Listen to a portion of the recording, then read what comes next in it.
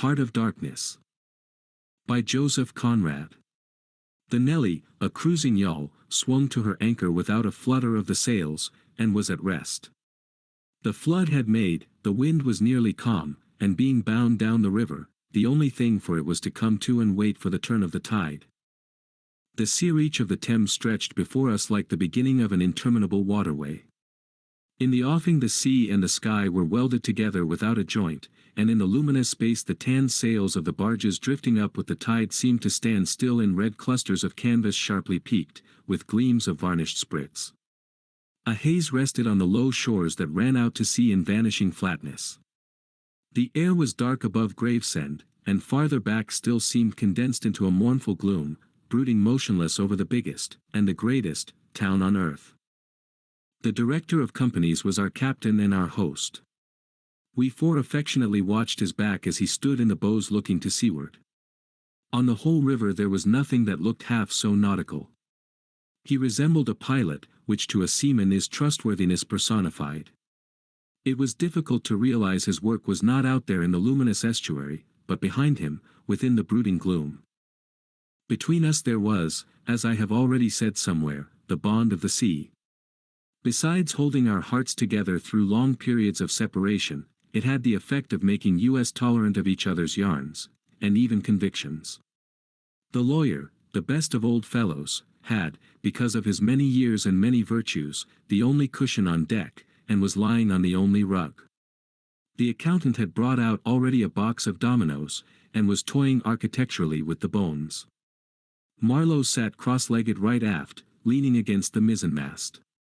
He had sunken cheeks, a yellow complexion, a straight back, an ascetic aspect, and, with his arms dropped, the palms of hands outwards, resembled an idol. The director, satisfied the anchor had good hold, made his way aft and sat down amongst us. We exchanged a few words lazily. Afterwards there was silence on board the yacht. For some reason or other we did not begin that game of dominoes. We felt meditative, and fit for nothing but placid staring. The day was ending in a serenity of still and exquisite brilliance. The water shone pacifically, the sky, without a speck, was a benign immensity of unstained light, the very mist on the Essex marsh was like a gauzy and radiant fabric, hung from the wooded rises inland, and draping the low shores in diaphanous folds. Only the gloom to the west, brooding over the upper reaches, became more somber every minute, as if angered by the approach of the sun. And at last, in its curved and imperceptible fall, the sun sank low, and from glowing white changed to a dull red without rays and without heat, as if about to go out suddenly, stricken to death by the touch of that gloom brooding over a crowd of men. Forthwith a change came over the waters, and the serenity became less brilliant but more profound. The old river in its broad reach rested unruffled at the decline of day, after ages of good service done to the race that peopled its banks, spread out in the tranquil dignity of a waterway leading to the uttermost ends of the earth. We looked at the venerable stream not in the vivid flush of a short day that comes and departs forever, but in the august light of abiding memories. And indeed nothing is easier for a man who has, as the phrase goes, followed the sea, with reverence and affection, than to evoke the great spirit of the past upon the lower reaches of the Thames. The tidal current runs to and fro in its unceasing service, crowded with memories of men and ships it had borne to the rest of home or to the battles of the sea. It had known and served all the men of whom the nation is proud, from Sir Francis Drake to Sir John Franklin, knights all, titled and untitled, the great knights-errant of the sea. It had borne all the ships whose names are like jewels flashing in the night of time, from the Golden Hind returning with her rotund flanks full of treasure, to be visited by the Queen's Highness and thus pass out of the gigantic tale, to the Erebus and Terror, bound on other conquests, and that never returned. It had known the ships and the men. They had sailed from Deptford, from Greenwich, from Erith, the adventurers and the settlers, king's ships and the ships of men on 'change, captains, admirals, the dark interlopers of the Eastern trade, and the commissioned generals of East India fleets. Hunters for gold or pursuers of fame, they all had gone out on that stream, bearing the sword, and often the torch, messengers of the might within the land, bearers of a spark from the sacred fire. What greatness had not floated on the ebb of that river into the mystery of an unknown earth? The dreams of men, the seed of commonwealths, the germs of empires. The sun set, the dusk fell on the stream, and lights began to appear along the shore. The Chapman Lighthouse, a three-legged thing erect on a mudflat, shone strongly. Lights of ships moved in the fairway, a great stir of lights going up and going down. And farther west on the upper reaches the place of the monstrous town was still marked ominously on the sky, a brooding gloom in sunshine, a lurid glare under the stars. And this also, said Marlow suddenly, has been one of the dark places of the earth. He was the only man of us who still followed the sea. The worst that could be said of him was that he did not represent his class. He was a seaman, but he was a wanderer, too, while most seamen lead, if one may so express it, a sedentary life. Their minds are of the stay-at-home order, and their home is always with them, the ship, and so is their country, the sea. One ship is very much like another, and the sea is always the same.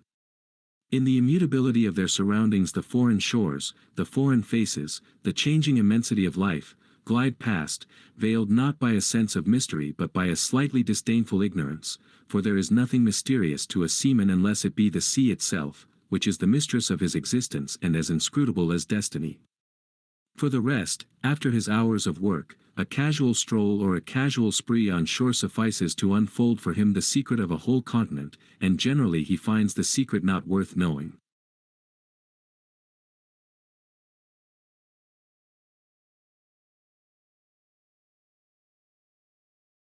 The yarns of seamen have a direct simplicity, the whole meaning of which lies within the shell of a cracked nut.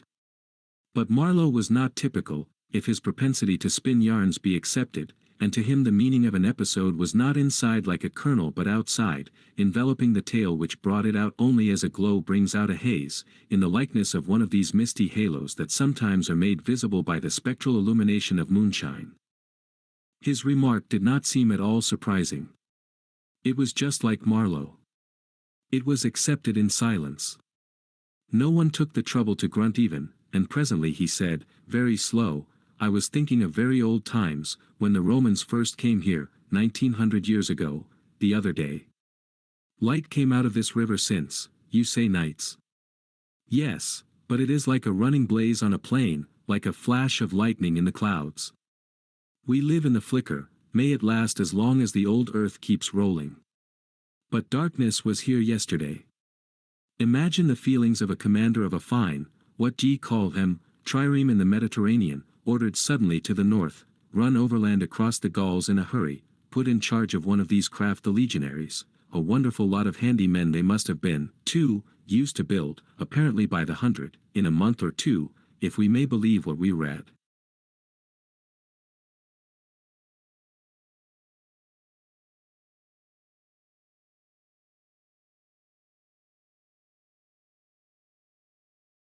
Imagine him here, the very end of the world, a sea the color of lead, a sky the color of smoke, a kind of ship about as rigid as a concertina, and going up this river with stores, or orders, or what you like.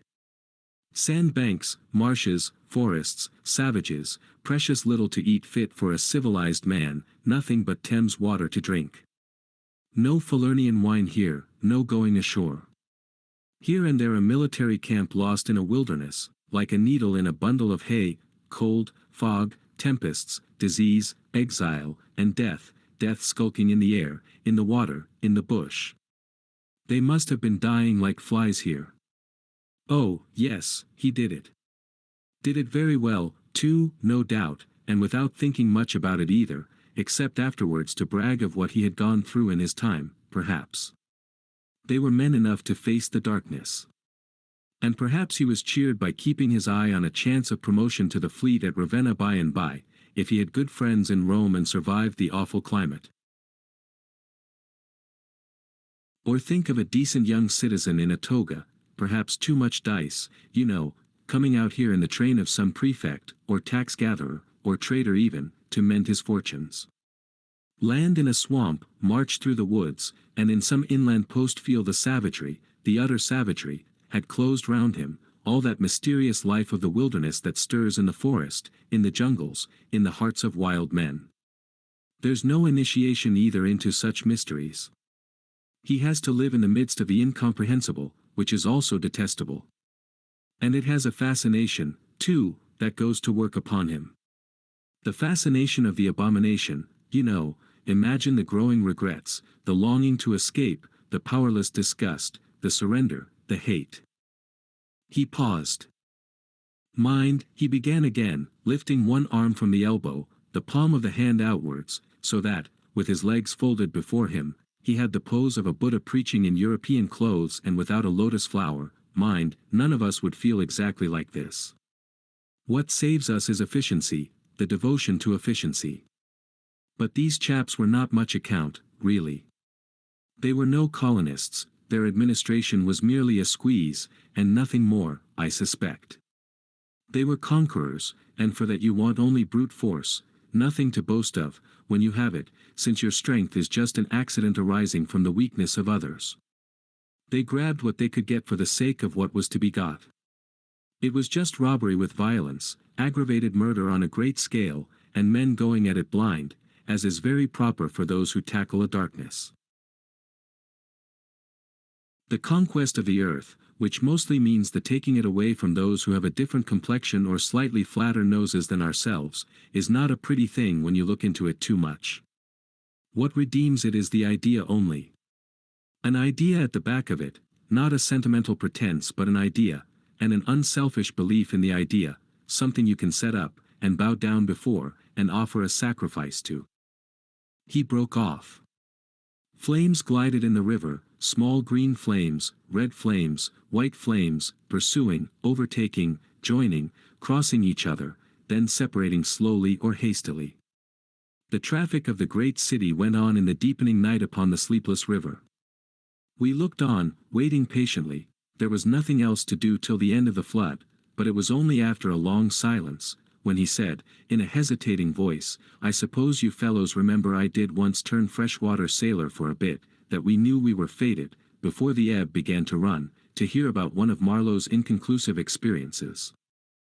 I don't want to bother you much with what happened to me personally," he began, showing in this remark the weakness of many tellers of tales who seem so often unaware of what their audience would like best to hear, yet to understand the effect of it on me you ought to know how I got out there, what I saw, how I went up that river to the place where I first met the poor chap.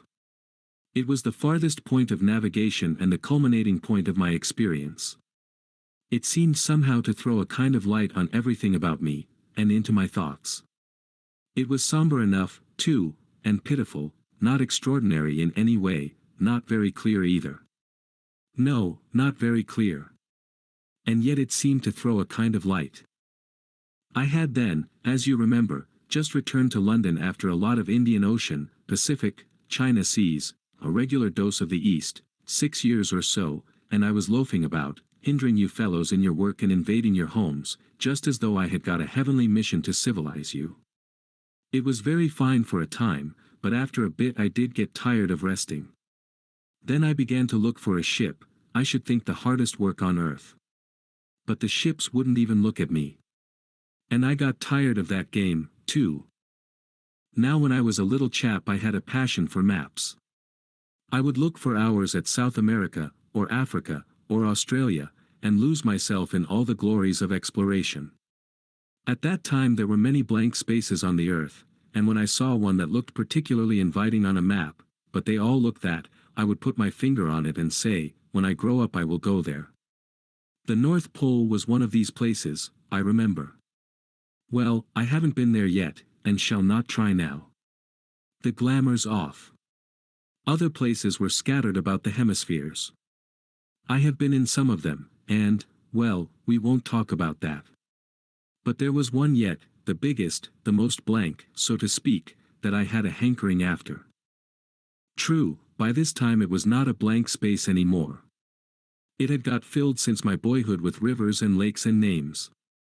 It had ceased to be a blank space of delightful mystery, a white patch for a boy to dream gloriously over. It had become a place of darkness. But there was in it one river especially, a mighty big river, that you could see on the map, resembling an immense snake uncoiled, with its head in the sea, its body at rest curving afar over a vast country, and its tail lost in the depths of the land. And as I looked at the map of it in a shop window, it fascinated me as a snake would a bird, a silly little bird. Then I remembered there was a big concern, a company for trade on that river. Dash it all! I thought to myself, they can't trade without using some kind of craft on that lot of fresh water, steamboats. Why shouldn't I try to get charge of one? I went on along Fleet Street, but could not shake off the idea. The snake had charmed me. You understand, it was a continental concern, that trading society, but I have a lot of relations living on the continent, because it's cheap and not so nasty as it looks, they say. I am sorry to own I began to worry them. This was already a fresh departure for me. I was not used to get things that way, you know. I always went my own road and on my own legs where I had a mind to go. I wouldn't have believed it of myself, but, then, you see, I felt somehow I must get there by hook or by crook. So I worried them. The men said, "My dear fellow," and did nothing. Then, would you believe it, I tried the women. I, Charlie Marlow, set the women to work, to get a job. Heavens! Well, you see, the notion drove me. I had an aunt, a dear enthusiastic soul. She wrote, "It will be delightful. I am ready to do anything, anything for you. It is a glorious idea. I know the wife of a very high personage in the administration, and also a man who has lots of influence with, etc." She was determined to make no end of fuss to get me appointed skipper of a river steamboat, if such was my fancy. I got my appointment, of course, and I got it very quick. It appears the company had received news that one of their captains had been killed in a scuffle with the natives. This was my chance, and it made me the more anxious to go.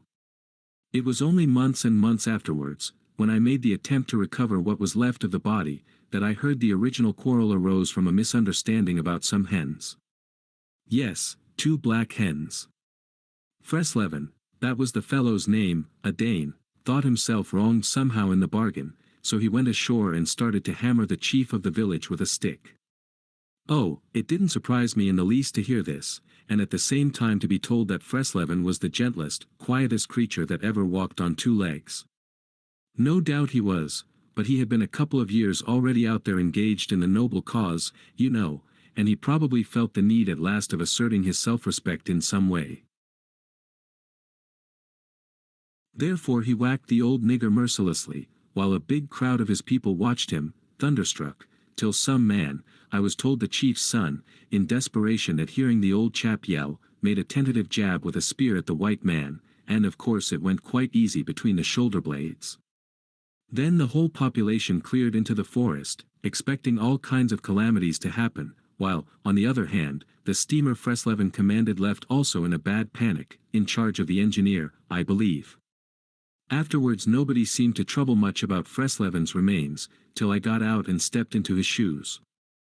I couldn't let it rest, though, but when an opportunity offered at last to meet my predecessor, the grass growing through his ribs was tall enough to hide his bones. They were all there. The supernatural being had not been touched after he fell. And the village was deserted, the huts gaped black, rotting, all askew within the fallen enclosures. A calamity had come to it, sure enough. The people had vanished. Mad terror had scattered them, men, women, and children, through the bush, and they had never returned. What became of the hens I don't know either. I should think the cause of progress got them, anyhow. However, through this glorious affair I got my appointment, before I had fairly begun to hope for it. I flew around like mad to get ready, and before 48 hours I was crossing the channel to show myself to my employers, and sign the contract. In a very few hours I arrived in a city that always makes me think of a whited sepulchre. Prejudice, no doubt. I had no difficulty in finding the company's offices. It was the biggest thing in the town, and everybody I met was full of it.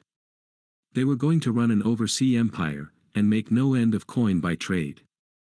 A narrow and deserted street in deep shadow, high houses, innumerable windows with Venetian blinds, a dead silence, grass sprouting between the stones, imposing carriage archways right and left, immense double doors standing ponderously ajar. I slipped through one of these cracks, went up a swept and ungarnished staircase, as arid as a desert, and opened the first door I came to. Two women, one fat and the other slim, sat on straw-bottomed chairs, knitting black wool. The slim one got up and walked straight at me, still knitting with downcast eyes, and only just as I began to think of getting out of her way, as you would for a somnambulist, stood still, and looked up. Her dress was as plain as an umbrella cover, and she turned round without a word and preceded me into a waiting room. I gave my name, and looked about. Deal table in the middle, plain chairs all round the walls, on one end a large shining map, marked with all the colors of a rainbow.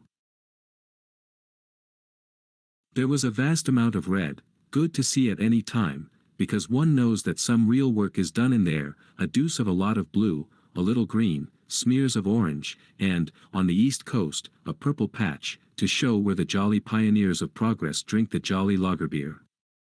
However, I wasn't going into any of these. I was going into the yellow. Dead in the center. And the river was there, fascinating, deadly, like a snake. Oof. A door opened, a white-haired secretarial head, but wearing a compassionate expression, appeared, and a skinny forefinger beckoned me into the sanctuary. Its light was dim, and a heavy writing desk squatted in the middle. From behind that structure came out an impression of pale plumpness in a frock coat. The great man himself. He was 5'6", I should judge, and had his grip on the handle end of ever so many millions. He shook hands, I fancy, murmured vaguely, was satisfied with my French. Bon voyage.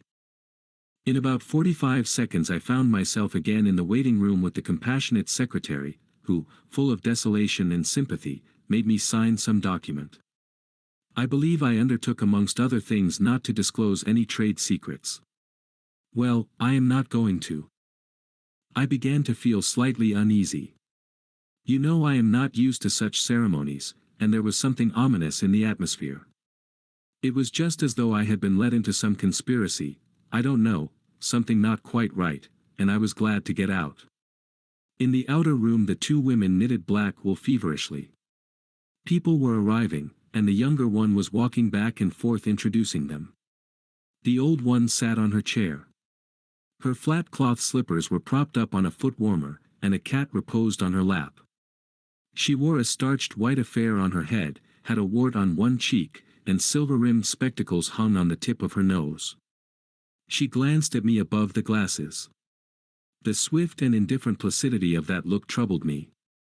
Two youths with foolish and cheery countenances were being piloted over, and she threw at them the same quick glance of unconcerned wisdom. She seemed to know all about them and about me, too. An eerie feeling came over me. She seemed uncanny and fateful.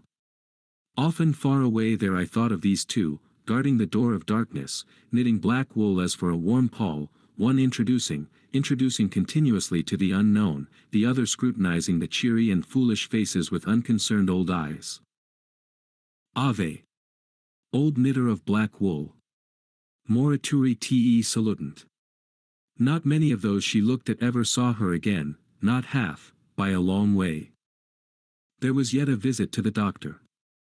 A simple formality, assured me the secretary, with an air of taking an immense part in all my sorrows. Accordingly a young chap wearing his hat over the left eyebrow, some clerk I suppose, there must have been clerks in the business, though the house was as still as a house in a city of the dead, came from somewhere upstairs, and led me forth. He was shabby and careless, with ink stains on the sleeves of his jacket, and his cravat was large and billowy, under a chin shaped like the toe of an old boot. It was a little too early for the doctor, so I proposed a drink, and thereupon he developed a vein of joviality.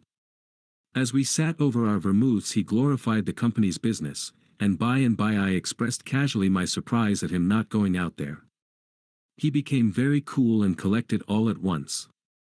I am not such a fool as I look, quoth Plato to his disciples, he said sententiously, emptied his glass with great resolution, and we rose. The old doctor felt my pulse, evidently thinking of something else the while. Good, good for there, he mumbled, and then with a certain eagerness asked me whether I would let him measure my head. Rather surprised, I said yes, when he produced a thing like calipers and got the dimensions back and front and every way, taking notes carefully. He was an unshaven little man in a threadbare coat like a gabardine, with his feet in slippers, and I thought him a harmless fool. I always ask leave, in the interests of science, to measure the crania of those going out there, he said. And when they come back, too? I asked. Oh, I never see them, he remarked, and, moreover, the changes take place inside, you know. He smiled, as if at some quiet joke. So you are going out there.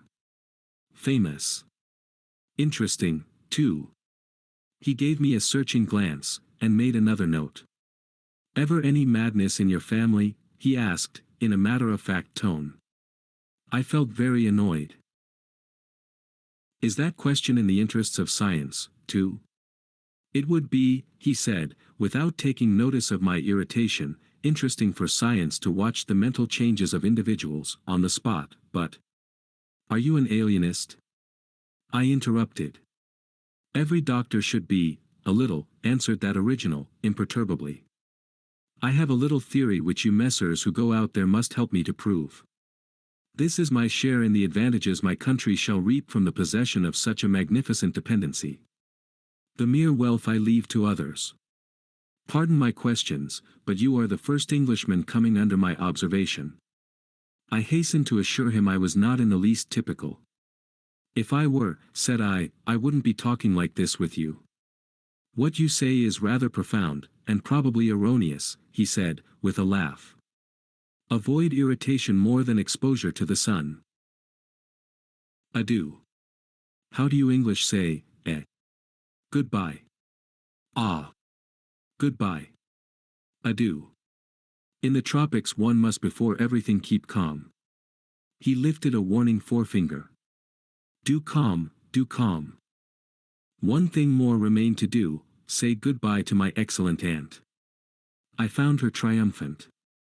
I had a cup of tea, the last decent cup of tea for many days, and in a room that most soothingly looked just as you would expect a lady's drawing room to look, we had a long quiet chat by the fireside.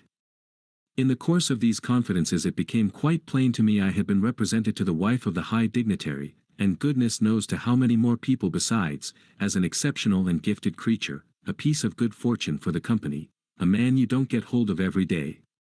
Good heavens! And I was going to take charge of a 2-penny halfpenny river steamboat with a penny whistle attached. It appeared, however, I was also one of the workers, with a capital, you know. Something like an emissary of light, something like a lower sort of apostle. There had been a lot of such rot let loose in print and talk just about that time, and the excellent woman, living right in the rush of all that humbug, got carried off her feet. She talked about weaning those ignorant millions from their horrid ways, till, upon my word, she made me quite uncomfortable. I ventured to hint that the company was run for profit. You forget, dear Charlie, that the laborer is worthy of his hire, she said, brightly. It's queer how out of touch with truth women are. They live in a world of their own, and there has never been anything like it, and never can be. It is too beautiful altogether, and if they were to set it up it would go to pieces before the first sunset. Some confounded fact we men have been living contentedly with ever since the day of creation would start up and knock the whole thing over. After this I got embraced, told to wear flannel, be sure to write often, and so on, and I left. In the street, I don't know why, a queer feeling came to me that I was an impostor.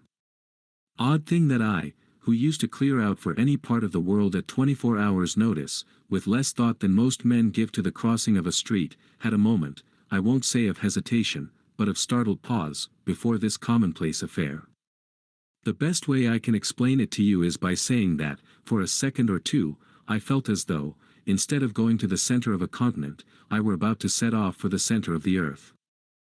I left in a French steamer, and she called in every blamed port they have out there, for, as far as I could see, the sole purpose of landing soldiers and custom house officers. I watched the coast. Watching a coast as it slips by the ship is like thinking about an enigma. There it is before you, smiling, frowning, inviting, grand, mean, insipid, or savage, and always mute with an air of whispering, "Come and find out."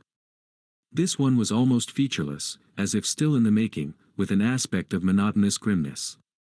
The edge of a colossal jungle, so dark green as to be almost black, fringed with white surf, ran straight, like a ruled line, far, far away along a blue sea whose glitter was blurred by a creeping mist. The sun was fierce, the land seemed to glisten and drip with steam. Here and there grayish-whitish specks showed up clustered inside the white surf, with a flag flying above them perhaps. Settlements some centuries old, and still no bigger than pinheads on the untouched expanse of their background.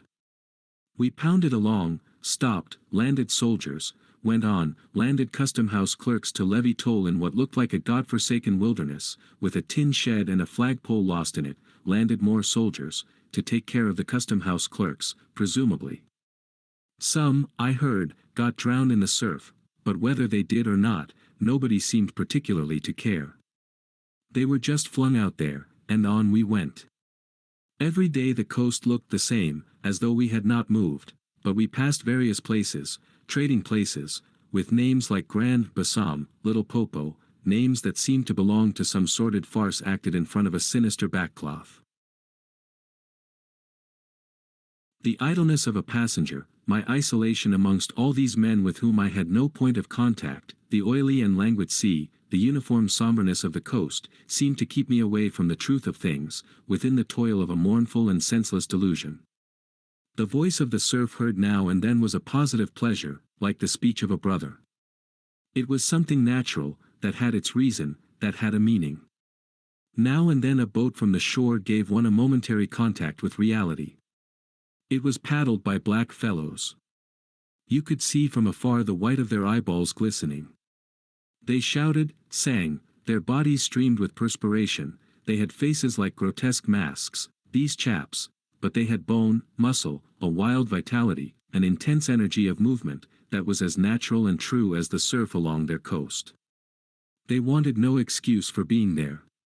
They were a great comfort to look at. For a time I would feel I belonged still to a world of straightforward facts, but the feeling would not last long. Something would turn up to scare it away. Once, I remember, we came upon a man-of-war anchored off the coast. There wasn't even a shed there, and she was shelling the bush. It appears the French had one of their wars going on thereabouts. Her ensign dropped limp like a rag, the muzzles of the long 6-inch guns stuck out all over the low hull, the greasy, slimy swell swung her up lazily and let her down, swaying her thin masts. In the empty immensity of earth, sky, and water, there she was, incomprehensible, firing into a continent. Pop, would go one of the 6-inch guns, a small flame would dart and vanish, a little white smoke would disappear, a tiny projectile would give a feeble screech, and nothing happened. Nothing could happen. There was a touch of insanity in the proceeding, a sense of lugubrious drollery in the sight, and it was not dissipated by somebody on board assuring me earnestly there was a camp of natives, he called them enemies, hidden out of sight somewhere.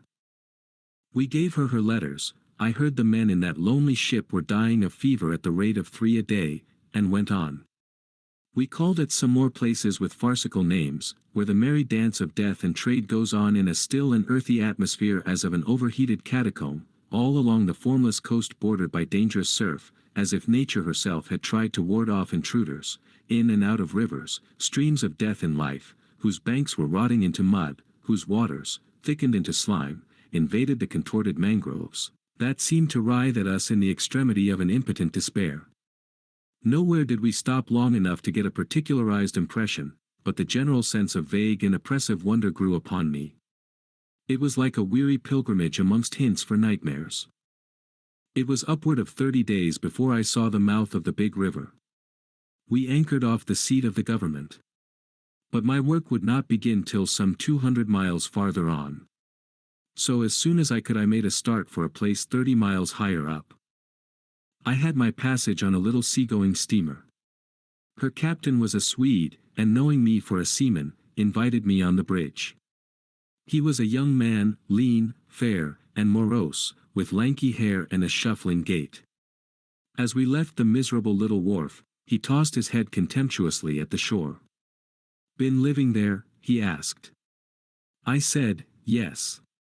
"Fine lot these government chaps, are they not?" he went on, speaking English with great precision and considerable bitterness. "It is funny what some people will do for a few francs a month. I wonder what becomes of that kind when it goes up country." I said to him I expected to see that soon. "So he exclaimed. He shuffled athwart, keeping one eye ahead vigilantly. "Don't be too sure," he continued. "The other day I took up a man who hanged himself on the road. He was a Swede, too. Hanged himself. Why, in God's name?" I cried. He kept on looking out watchfully. Who knows? The sun too much for him, or the country perhaps. At last we opened a reach.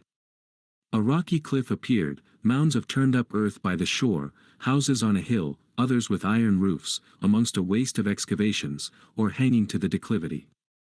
A continuous noise of the rapids above hovered over this scene of inhabited devastation. A lot of people, mostly black and naked, moved about like ants. A jetty projected into the river. A blinding sunlight drowned all this at times in a sudden recrudescence of glare. "There's your company's station," said the Swede, pointing to 3 wooden barrack-like structures on the rocky slope. "I will send your things up." "For boxes did you say?"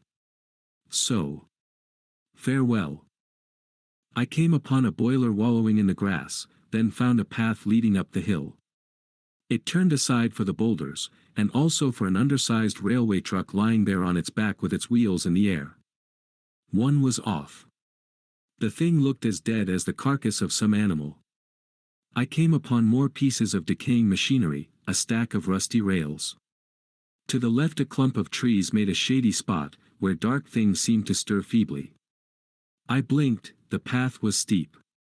A horn tooted to the right, and I saw the black people run.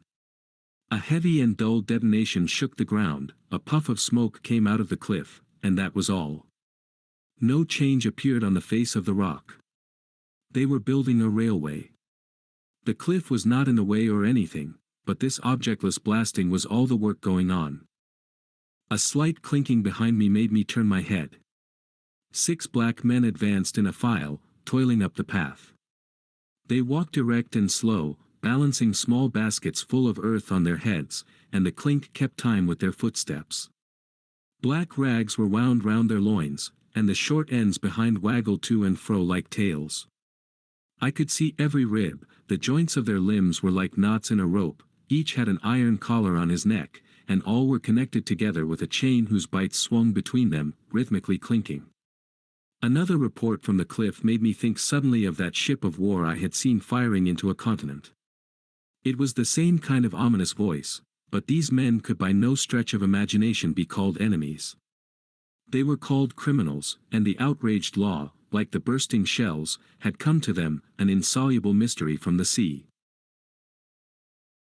All their meager breasts panted together, the violently dilated nostrils quivered, the eyes stared stonily uphill. They passed me within 6 inches, without a glance, with that complete, death-like indifference of unhappy savages. Behind this raw matter one of the reclaimed, the product of the new forces at work, strolled despondently, carrying a rifle by its middle. He had a uniform jacket with one button off, and seeing a white man on the path, hoisted his weapon to his shoulder with alacrity. This was simple prudence, white men being so much alike at a distance that he could not tell who I might be. He was speedily reassured, and with a large, white, rascally grin, and a glance at his charge, seemed to take me into partnership in his exalted trust. After all, I also was a part of the great cause of these high and just proceedings. Instead of going up, I turned and descended to the left. My idea was to let that chain gang get out of sight before I climbed the hill. You know I am not particularly tender, I've had to strike and to fend off. I've had to resist and to attack sometimes, that's only one way of resisting, without counting the exact cost, according to the demands of such sort of life as I had blundered into. I've seen the devil of violence, and the devil of greed, and the devil of hot desire, but, by all the stars, these were strong, lusty, red-eyed devils, that swayed and drove men, I tell you.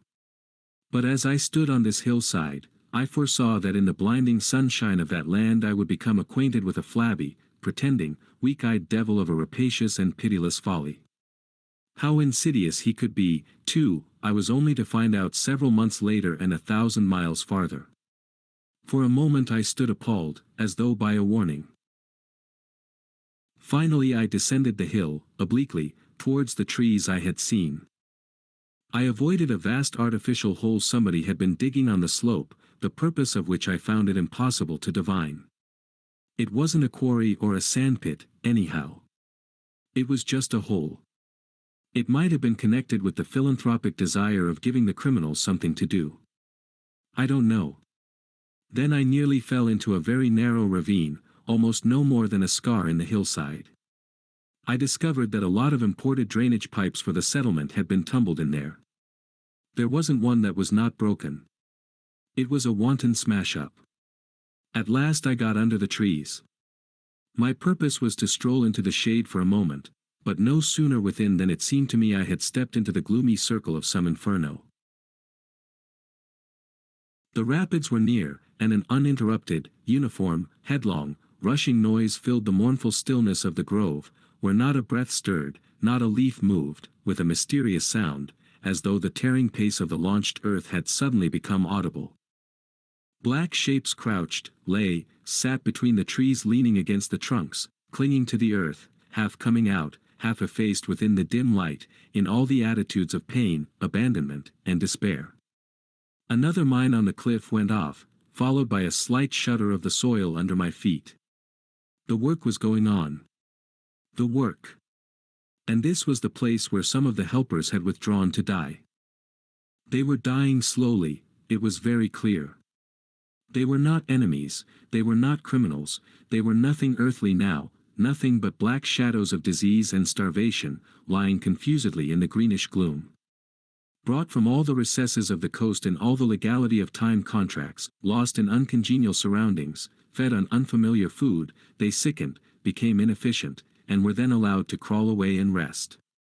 These moribund shapes were free as air, and nearly as thin. I began to distinguish the gleam of the eyes under the trees. Then, glancing down, I saw a face near my hand. The black bones reclined at full length with one shoulder against the tree, and slowly the eyelids rose and the sunken eyes looked up at me, enormous and vacant, a kind of blind, white flicker in the depths of the orbs, which died out slowly. The man seemed young, almost a boy, but you know with them it's hard to tell. I found nothing else to do but to offer him one of my good Swede ship's biscuits I had in my pocket. The fingers closed slowly on it and held, there was no other movement and no other glance. He had tied a bit of white worsted round his neck, why? Where did he get it? Was it a badge, an ornament, a charm, a propitiatory act? Was there any idea at all connected with it? It looked startling round his black neck, this bit of white thread from beyond the seas. Near the same tree 2 more bundles of acute angles sat with their legs drawn up. One, with his chin propped on his knees, stared at nothing, in an intolerable and appalling manner. His brother phantom rested its forehead, as if overcome with a great weariness, and all about others were scattered in every pose of contorted collapse, as in some picture of a massacre or a pestilence. While I stood horror-struck, one of these creatures rose to his hands and knees, and went off on all fours towards the river to drink. He lapped out of his hand, then sat up in the sunlight, crossing his shins in front of him, and after a time let his woolly head fall on his breastbone. I didn't want any more loitering in the shade, and I made haste towards the station. When near the buildings I met a white man, in such an unexpected elegance of get-up that in the first moment I took him for a sort of vision. I saw a high starched collar, white cuffs, a light alpaca jacket, snowy trousers, a clean necktie, and varnished boots. No hat. Hair parted, brushed, oiled, under a green-lined parasol held in a big white hand. He was amazing, and had a penholder behind his ear. I shook hands with this miracle, and I learned he was the company's chief accountant, and that all the bookkeeping was done at this station. He had come out for a moment, he said, to get a breath of fresh air. The expression sounded wonderfully odd, with its suggestion of sedentary desk life. I wouldn't have mentioned the fellow to you at all, only it was from his lips that I first heard the name of the man who is so indissolubly connected with the memories of that time. Moreover, I respected the fellow. Yes, I respected his collars, his vast cuffs, his brushed hair. His appearance was certainly that of a hairdresser's dummy, but in the great demoralization of the land he kept up his appearance. That's backbone. His starched collars and got-up shirt fronts were achievements of character. He had been out nearly 3 years, and, later, I could not help asking him how he managed to sport such linen. He had just the faintest blush, and said modestly, "I've been teaching one of the native women about the station." It was difficult. She had a distaste for the work. Thus this man had verily accomplished something. And he was devoted to his books, which were in apple pie order. Everything else in the station was in a muddle: heads, things, buildings.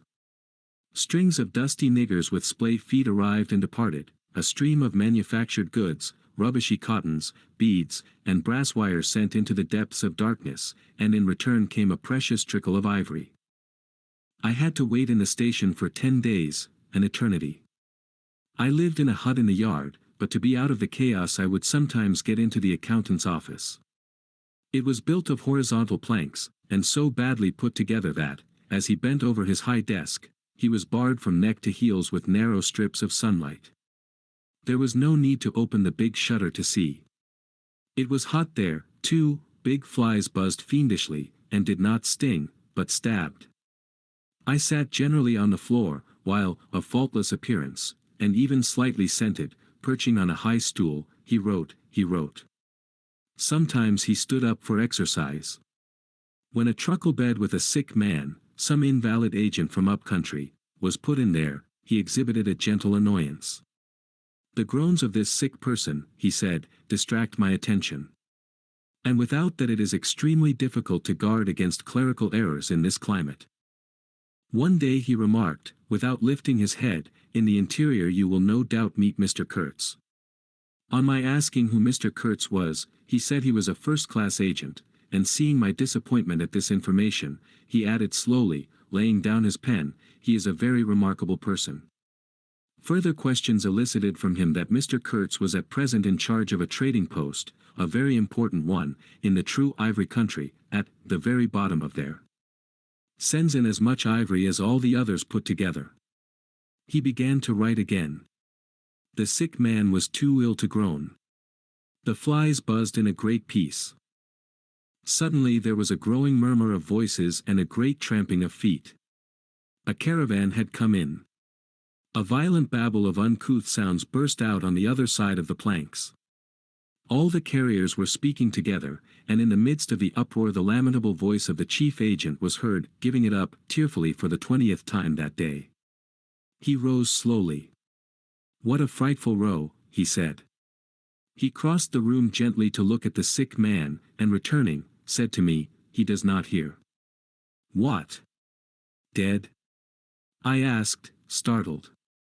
"No, not yet," he answered, with great composure. Then, alluding with a toss of the head to the tumult in the station yard, "When one has got to make correct entries, one comes to hate those savages, hate them to the death." He remained thoughtful for a moment. "When you see Mr. Kurtz," he went on, "tell him from me that everything here," he glanced at the deck, "is very satisfactory. I don't like to write to him. With those messengers of ours you never know who may get hold of your letter, at that central station." He stared at me for a moment with his mild, bulging eyes.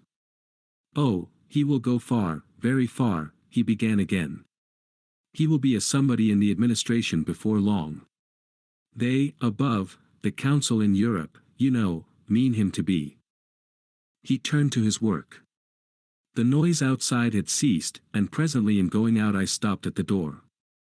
In the steady buzz of flies the homeward-bound agent was lying finished and insensible, the other, bent over his books, was making correct entries of perfectly correct transactions, and 50 feet below the doorstep I could see the still treetops of the Grove of Death.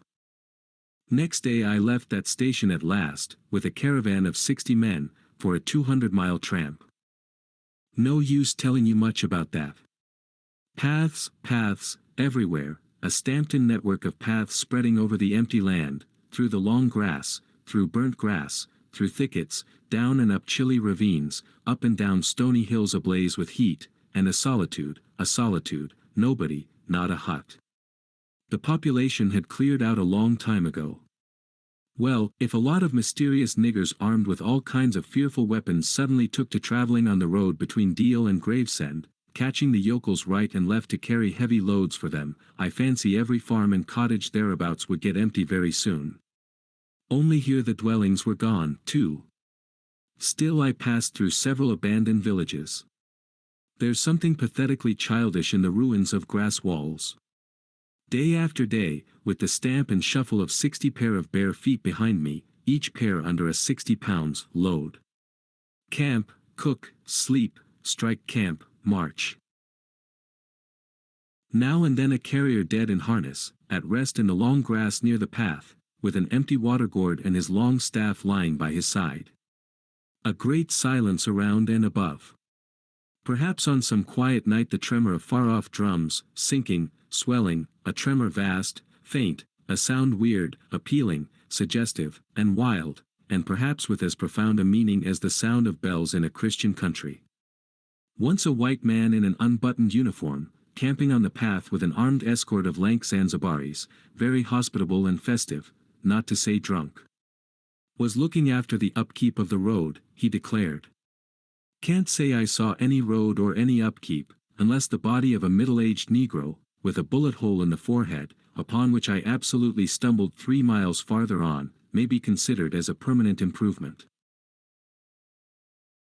I had a white companion, too, not a bad chap, but rather too fleshy and with the exasperating habit of fainting on the hot hillsides, miles away from the least bit of shade and water. Annoying, you know, to hold your own coat like a parasol over a man's head while he is coming to. I couldn't help asking him once what he meant by coming there at all. To make money, of course. What do you think, he said, scornfully. Then he got fever, and had to be carried in a hammock slung under a pole. As he weighed 16 stone I had no end of rows with the carriers. They jibbed, ran away, sneaked off with their loads in the night, quite a mutiny. So, one evening, I made a speech in English with gestures, not one of which was lost to the 60 pairs of eyes before me, and the next morning I started the hammock off in front all right. An hour afterwards I came upon the whole concern wrecked in a bush, man, hammock, groans, blankets, horrors. The heavy pole had skinned his poor nose. He was very anxious for me to kill somebody, but there wasn't the shadow of a carrier near. I remembered the old doctor. It would be interesting for science to watch the mental changes of individuals, on the spot. I felt I was becoming scientifically interesting. However, all that is to no purpose. On the 15th day I came in sight of the big river again, and hobbled into the central station. It was on a backwater surrounded by scrub and forest, with a pretty border of smelly mud on one side, and on the 3 others enclosed by a crazy fence of rushes. A neglected gap was all the gate it had, and the first glance at the place was enough to let you see the flabby devil was running that show. White men with long staves in their hands appeared languidly from amongst the buildings, strolling up to take a look at me, and then retired out of sight somewhere. One of them, a stout, excitable chap with black mustaches, informed me with great volubility and many digressions, as soon as I told him who I was, that my steamer was at the bottom of the river. I was thunderstruck. What, how, why? Oh, it was all right. The manager himself was there. All quite correct. Everybody had behaved splendidly. Splendidly. You must, he said in agitation, go and see the general manager at once. He is waiting. I did not see the real significance of that wreck at once. I fancy I see it now, but I am not sure, not at all. Certainly the affair was too stupid, when I think of it, to be altogether natural. Still. But at the moment it presented itself simply as a confounded nuisance. The steamer was sunk. They had started 2 days before in a sudden hurry up the river with the manager on board, in charge of some volunteer skipper, and before they had been out 3 hours they tore the bottom out of her on stones, and she sank near the south bank. I asked myself what I was to do there, now my boat was lost. As a matter of fact, I had plenty to do in fishing my command out of the river.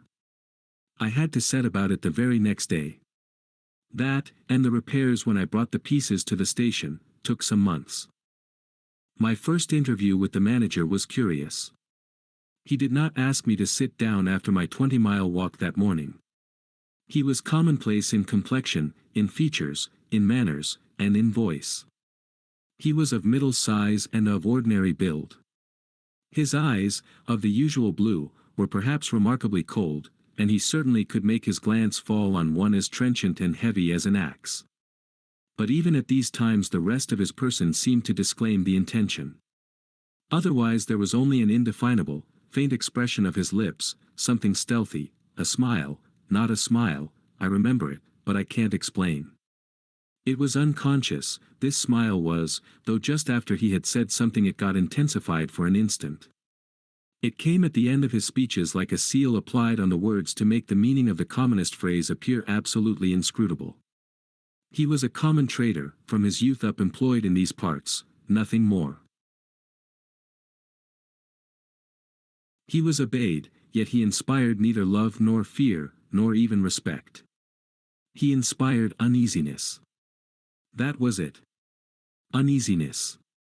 Not a definite mistrust, just uneasiness, nothing more. You have no idea how effective such a faculty can be. He had no genius for organizing, for initiative, or for order even. That was evident in such things as the deplorable state of the station. He had no learning, and no intelligence. His position had come to him, why?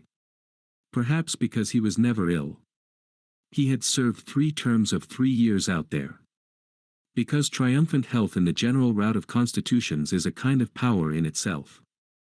When he went home on leave he rioted on a large scale, pompously. Jack ashore, with a difference, in externals only. This one could gather from his casual talk. He originated nothing, he could keep the routine going, that's all. But he was great. He was great by this little thing that it was impossible to tell what could control such a man. He never gave that secret away. Perhaps there was nothing within him. Such a suspicion made one pause, for out there were no external checks. Once when various tropical diseases had laid low almost every agent in the station, he was heard to say, men who come out here should have no entrails. He sealed the utterance with that smile of his, as though it had been a door opening into a darkness he had in his keeping. You fancied you had seen things, but the seal was on. When annoyed at meal times by the constant quarrels of the white men about precedence, he ordered an immense round table to be made, for which a special house had to be built. This was the station's mess room. Where he sat was the first place, the rest were nowhere. One felt this to be his unalterable conviction. He was neither civil nor uncivil. He was quiet. He allowed his boy, an overfed young Negro from the coast, to treat the white men, under his very eyes, with provoking insolence. He began to speak as soon as he saw me. I had been very long on the road. He could not wait. Had to start without me. The upriver stations had to be relieved. There had been so many delays already that he did not know who was dead and who was alive, and how they got on, and so on, and so on. He paid no attention to my explanations, and, playing with a stick of sealing wax, repeated several times that the situation was very grave, very grave. There were rumors that a very important station was in jeopardy, and its chief, Mr. Kurtz, was ill. Hoped it was not true. Mr. Kurtz was. I felt weary and irritable. Hang Kurtz, I thought. I interrupted him by saying I had heard of Mr. Kurtz on the coast. Ah! So they talk of him down there, he murmured to himself. Then he began again, assuring me Mr. Kurtz was the best agent he had, an exceptional man, of the greatest importance to the company, therefore I could understand his anxiety. He was, he said, very, very uneasy. Certainly he fidgeted on his chair a good deal, exclaimed, "Ah, Mr. Kurtz," broke the stick of sealing wax and seemed dumbfounded by the accident. Next thing he wanted to know how long it would take to. I interrupted him again. Being hungry, you know, and kept on my feet too. I was getting savage. How can I tell? I said. I haven't even seen the wreck yet, some months, no doubt. All this talk seemed to me so futile. Some months, he said. Well, let us say 3 months before we can make a start. Yes. That ought to do the affair. I flung out of his hut. He lived all alone in a clay hut with a sort of veranda, muttering to myself my opinion of him. He was a chattering idiot. Afterwards I took it back when it was borne in upon me startlingly with what extreme nicety he had estimated the time requisite for the affair. I went to work the next day, turning, so to speak, my back on that station. In that way only it seemed to me I could keep my hold on the redeeming facts of life. Still, one must look about sometimes, and then I saw this station, these men strolling aimlessly about in the sunshine of the yard. I asked myself sometimes what it all meant. They wandered here and there with their absurd long staves in their hands, like a lot of faithless pilgrims bewitched inside a rotten fence. The word ivory rang in the air, was whispered, was sighed. You would think they were praying to it. A taint of imbecile rapacity blew through it all, like a whiff from some corpse. By Jove! I've never seen anything so unreal in my life. And outside, the silent wilderness surrounding this cleared speck on the earth struck me as something great and invincible, like evil or truth, waiting patiently for the passing away of this fantastic invasion. Oh, these months! Well, never mind. Various things happened. One evening a grass shed full of calico, cotton prints, beads, and I don't know what else, burst into a blaze so suddenly that you would have thought the earth had opened to let an avenging fire consume all that trash. I was smoking my pipe quietly by my dismantled steamer, and saw them all cutting capers in the light, with their arms lifted high, when the stout man with mustaches came tearing down to the river, a tin pail in his hand, assured me that everybody was behaving splendidly, dipped about a quart of water and tore back again. I noticed there was a hole in the bottom of his pail. I strolled up. There was no hurry. You see, the thing had gone off like a box of matches. It had been hopeless from the very first. The flame had leaped high, driven everybody back, lighted up everything, and collapsed. The shed was already a heap of embers glowing fiercely. A nigger was being beaten nearby. They said he had caused the fire in some way. Be that as it may, he was screeching most horribly.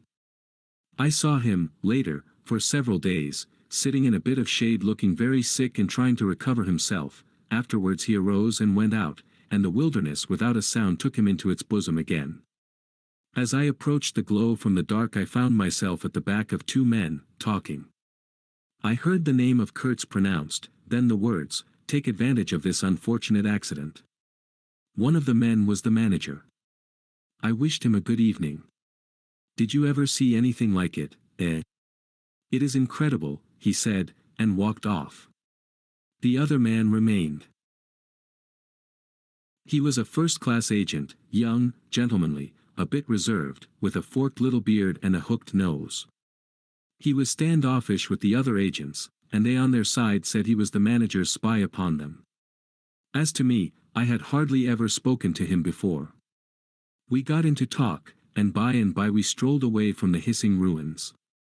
Then he asked me to his room, which was in the main building of the station. He struck a match, and I perceived that this young aristocrat had not only a silver-mounted dressing case but also a whole candle all to himself. Just at that time the manager was the only man supposed to have any right to candles. Native mats covered the clay walls, a collection of spears, assegais, shields, knives was hung up in trophies.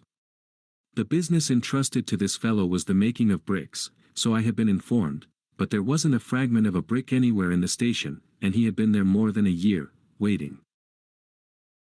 It seems he could not make bricks without something, I don't know what, straw maybe. Anyway, it could not be found there, and as it was not likely to be sent from Europe, it did not appear clear to me what he was waiting for. An act of special creation perhaps. However, they were all waiting, all the 16 or 20 pilgrims of them, for something, and upon my word it did not seem an uncongenial occupation, from the way they took it, though the only thing that ever came to them was disease, as far as I could see. They beguiled the time by backbiting and intriguing against each other in a foolish kind of way. There was an air of plotting about that station, but nothing came of it, of course. It was as unreal as everything else, as the philanthropic pretense of the whole concern, as their talk, as their government, as their show of work. The only real feeling was a desire to get appointed to a trading post where ivory was to be had, so that they could earn percentages. They intrigued and slandered and hated each other only on that account, but as to effectually lifting a little finger, oh, no. By heavens! There is something after all in the world allowing one man to steal a horse while another must not look at a halter. Steal a horse straight out. Very well. He has done it. Perhaps he can ride. But there is a way of looking at a halter that would provoke the most charitable of saints into a kick. I had no idea why he wanted to be sociable, but as we chatted in there it suddenly occurred to me the fellow was trying to get at something, in fact, pumping me. He alluded constantly to Europe, to the people I was supposed to know there, putting leading questions as to my acquaintances in the sepulchral city, and so on. His little eyes glittered like mica discs, with curiosity, though he tried to keep up a bit of superciliousness. At first I was astonished, but very soon I became awfully curious to see what he would find out from me. I couldn't possibly imagine what I had in me to make it worth his while. It was very pretty to see how he baffled himself, for in truth my body was full only of chills, and my head had nothing in it but that wretched steamboat business. It was evident he took me for a perfectly shameless prevaricator. At last he got angry, and, to conceal a movement of furious annoyance, he yawned. I rose. Then I noticed a small sketch in oils, on a panel, representing a woman, draped and blindfolded, carrying a lighted torch. The background was somber, almost black. The movement of the woman was stately, and the effect of the torchlight on the face was sinister. It arrested me, and he stood by civilly, holding an empty half-pint champagne bottle, medical comforts, with the candle stuck in it. To my question he said Mr. Kurtz had painted this, in this very station more than a year ago, while waiting for means to go to his trading post. Tell me, pray, said I, who is this Mr. Kurtz? The chief of the inner station, he answered in a short tone, looking away. Much obliged, I said, laughing. And you are the brickmaker of the central station. Every one knows that. He was silent for a while. He is a prodigy, he said at last. He is an emissary of pity and science and progress, and devil knows what else. We want, he began to declaim suddenly, for the guidance of the cause entrusted to us by Europe, so to speak, higher intelligence, wide sympathies, a singleness of purpose. Who says that? I asked. Lots of them, he replied. Some even write that, and so he comes here, a special being, as you ought to know. Why ought I to know? I interrupted, really surprised. He paid no attention. Yes. Today he is chief of the best station, next year he will be assistant manager, 2 years more but I dare say you know what he will be in 2 years' time. You are of the new gang, the gang of virtue. The same people who sent him specially also recommended you. Oh, don't say no. I've my own eyes to trust. Light dawned upon me. My dear aunt's influential acquaintances were producing an unexpected effect upon that young man. I nearly burst into a laugh. Do you read the company's confidential correspondence? I asked. He hadn't a word to say. It was great fun. When Mr. Kurtz, I continued, severely, is general manager, you won't have the opportunity. He blew the candle out suddenly, and we went outside. The moon had risen. Black figures strolled about listlessly, pouring water on the glow, whence proceeded a sound of hissing. Steam ascended in the moonlight. The beaten nigger groaned somewhere.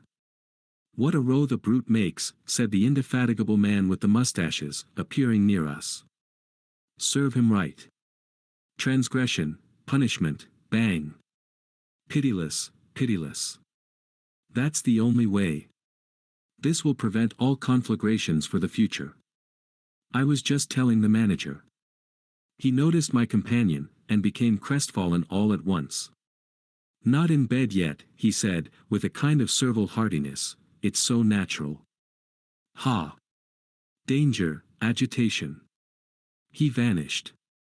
I went on to the riverside, and the other followed me. I heard a scathing murmur at my ear, heap of muffs, go to.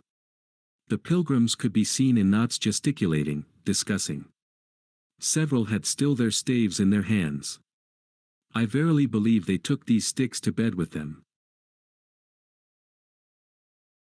Beyond the fence the forest stood up spectrally in the moonlight, and through that dim stir, through the faint sounds of that lamentable courtyard, the silence of the land went home to one's very heart, its mystery, its greatness, the amazing reality of its concealed life. The hurt nigger moaned feebly somewhere nearby, and then fetched a deep sigh that made me mend my pace away from there. I felt a hand introducing itself under my arm. My dear sir, said the fellow, I don't want to be misunderstood, and especially by you, who will see Mr. Kurtz long before I can have that pleasure. I wouldn't like him to get a false idea of my disposition. I let him run on, this papier-mâché Mephistopheles, and it seemed to me that if I tried I could poke my forefinger through him, and would find nothing inside but a little loose dirt, maybe. He, don't you see, had been planning to be assistant manager by and by under the present man, and I could see that the coming of that Kurtz had upset them both not a little. He talked precipitately, and I did not try to stop him.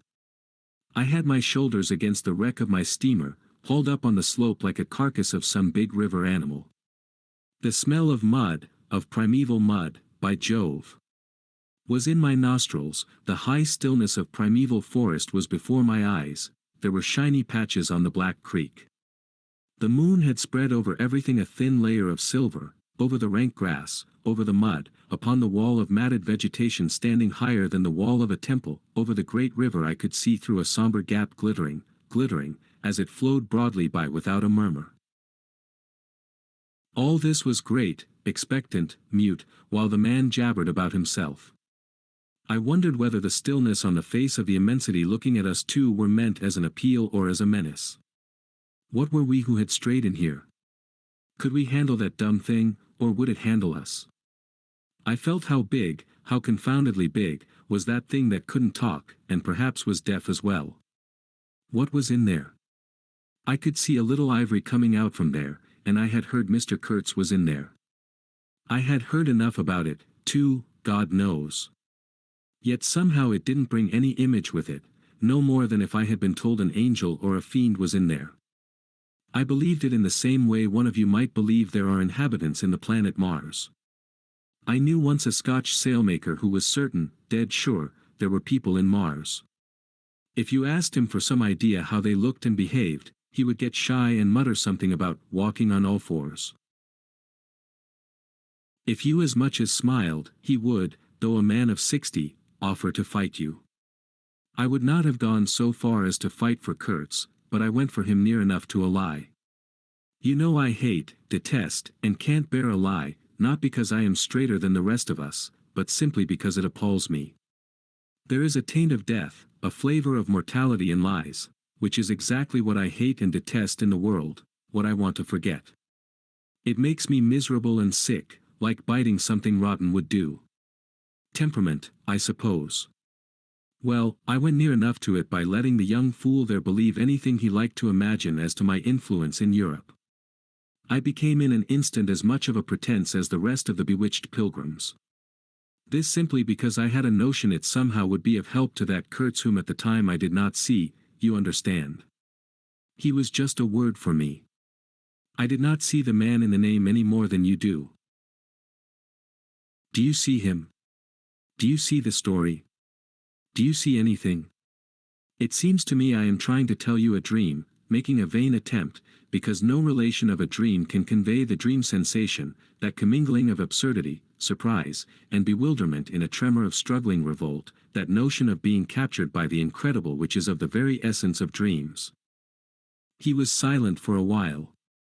No, it is impossible to convey the life sensation of any given epoch of one's existence, that which makes its truth, its meaning, its subtle and penetrating essence. It is impossible. We live, as we dream, alone. He paused again as if reflecting, then added. Of course in this you fellows see more than I could then. You see me, whom you know. It had become so pitch dark that we listeners could hardly see one another. For a long time already he, sitting apart, had been no more to us than a voice. There was not a word from anybody. The others might have been asleep, but I was awake. I listened on the watch for the sentence, for the word, that would give me the clue to the faint uneasiness inspired by this narrative that seemed to shape itself without human lips in the heavy night air of the river. Yes, I let him run on, Marlow began again, and think what he pleased about the powers that were behind me. I did. And there was nothing behind me. There was nothing but that wretched, old, mangled steamboat I was leaning against, while he talked fluently about the necessity for every man to get on. And when one comes out here, you conceive, it is not to gaze at the moon. Mr. Kurtz was a universal genius, but even a genius would find it easier to work with adequate tools, intelligent men. He did not make bricks. Why, there was a physical impossibility in the way, as I was well aware, and if he did secretarial work for the manager, it was because no sensible man rejects wantonly the confidence of his superiors. Did I see it? I saw it. What more did I want? What I really wanted was rivets, by heaven. Rivets. To get on with the work, to stop the hole. Rivets I wanted. There were cases of them down at the coast, cases, piled up, burst, split. You kicked a loose rivet at every second step in that station yard on the hillside. Rivets had rolled into the grove of death. You could fill your pockets with rivets for the trouble of stooping down, and there wasn't one rivet to be found where it was wanted. We had plates that would do, but nothing to fasten them with. And every week the messenger, a long negro, letter bag on shoulder and staff in hand, left our station for the coast. And several times a week a coast caravan came in with trade goods, ghastly glazed calico that made you shudder only to look at it, glass beads value about a penny a quart, confounded spotted cotton handkerchiefs. And no rivets. 3 carriers could have brought all that was wanted to set that steamboat afloat. He was becoming confidential now, but I fancy my unresponsive attitude must have exasperated him at last, for he judged it necessary to inform me he feared neither God nor devil, let alone any mere man. I said I could see that very well, but what I wanted was a certain quantity of rivets, and rivets were what really Mr. Kurtz wanted, if he had only known it. Now letters went to the coast every week. My dear sir, he cried, I write from dictation. I demanded rivets. There was a way, for an intelligent man. He changed his manner, became very cold, and suddenly began to talk about a hippopotamus, wondered whether sleeping on board the steamer, I stuck to my salvage night and day, I wasn't disturbed. There was an old hippo that had the bad habit of getting out on the bank and roaming at night over the station grounds. The pilgrims used to turn out in a body and empty every rifle they could lay hands on at him. Some even had sat up nights for him. All this energy was wasted, though. That animal has a charmed life, he said, but you can say this only of brutes in this country. No man, you apprehend me, no man here bears a charmed life. He stood there for a moment in the moonlight with his delicate hooked nose set a little askew, and his mica eyes glittering without a wink, then, with a curt good night, he strode off. I could see he was disturbed and considerably puzzled, which made me feel more hopeful than I had been for days. It was a great comfort to turn from that chap to my influential friend, the battered, twisted, ruined, tin-pot steamboat. I clambered on board. She rang under my feet like an empty Huntley and Palmer biscuit tin kicked along a gutter. She was nothing so solid in make, and rather less pretty in shape, but I had expended enough hard work on her to make me love her. No influential friend would have served me better. She had given me a chance to come out a bit, to find out what I could do. No, I don't like work. I had rather laze about and think of all the fine things that can be done. I don't like work, no man does, but I like what is in the work, the chance to find yourself. Your own reality, for yourself, not for others, what no other man can ever know. They can only see the mere show, and never can tell what it really means. I was not surprised to see somebody sitting aft, on the deck, with his legs dangling over the mud. You see, I rather chummed with the few mechanics there were in that station, whom the other pilgrims naturally despised, on account of their imperfect manners, I suppose. This was the foreman, a boilermaker by trade, a good worker. He was a lank, bony, yellow-faced man, with big intense eyes. His aspect was worried, and his head was as bald as the palm of my hand, but his hair in falling seemed to have stuck to his chin, and had prospered in the new locality, for his beard hung down to his waist. He was a widower with 6 young children. He had left them in charge of a sister of his to come out there, and the passion of his life was pigeon flying. He was an enthusiast and a connoisseur. He would rave about pigeons. After work hours he used sometimes to come over from his hut for a talk about his children and his pigeons. At work, when he had to crawl in the mud under the bottom of the steamboat, he would tie up that beard of his in a kind of white serviette he brought for the purpose. It had loops to go over his ears.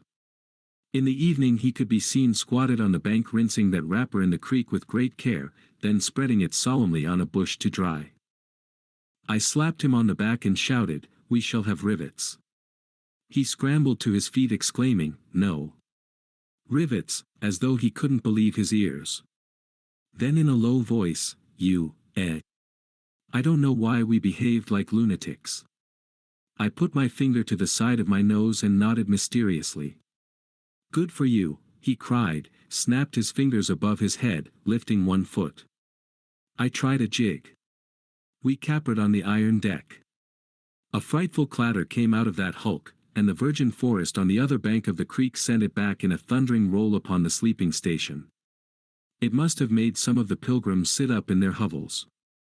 A dark figure obscured the lighted doorway of the manager's hut, vanished, then, a second or so after, the doorway itself vanished, too. We stopped, and the silence driven away by the stamping of our feet flowed back again from the recesses of the land.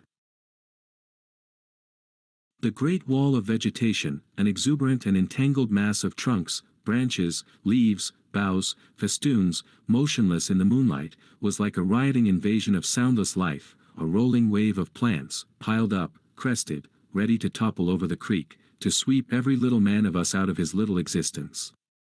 And it moved not.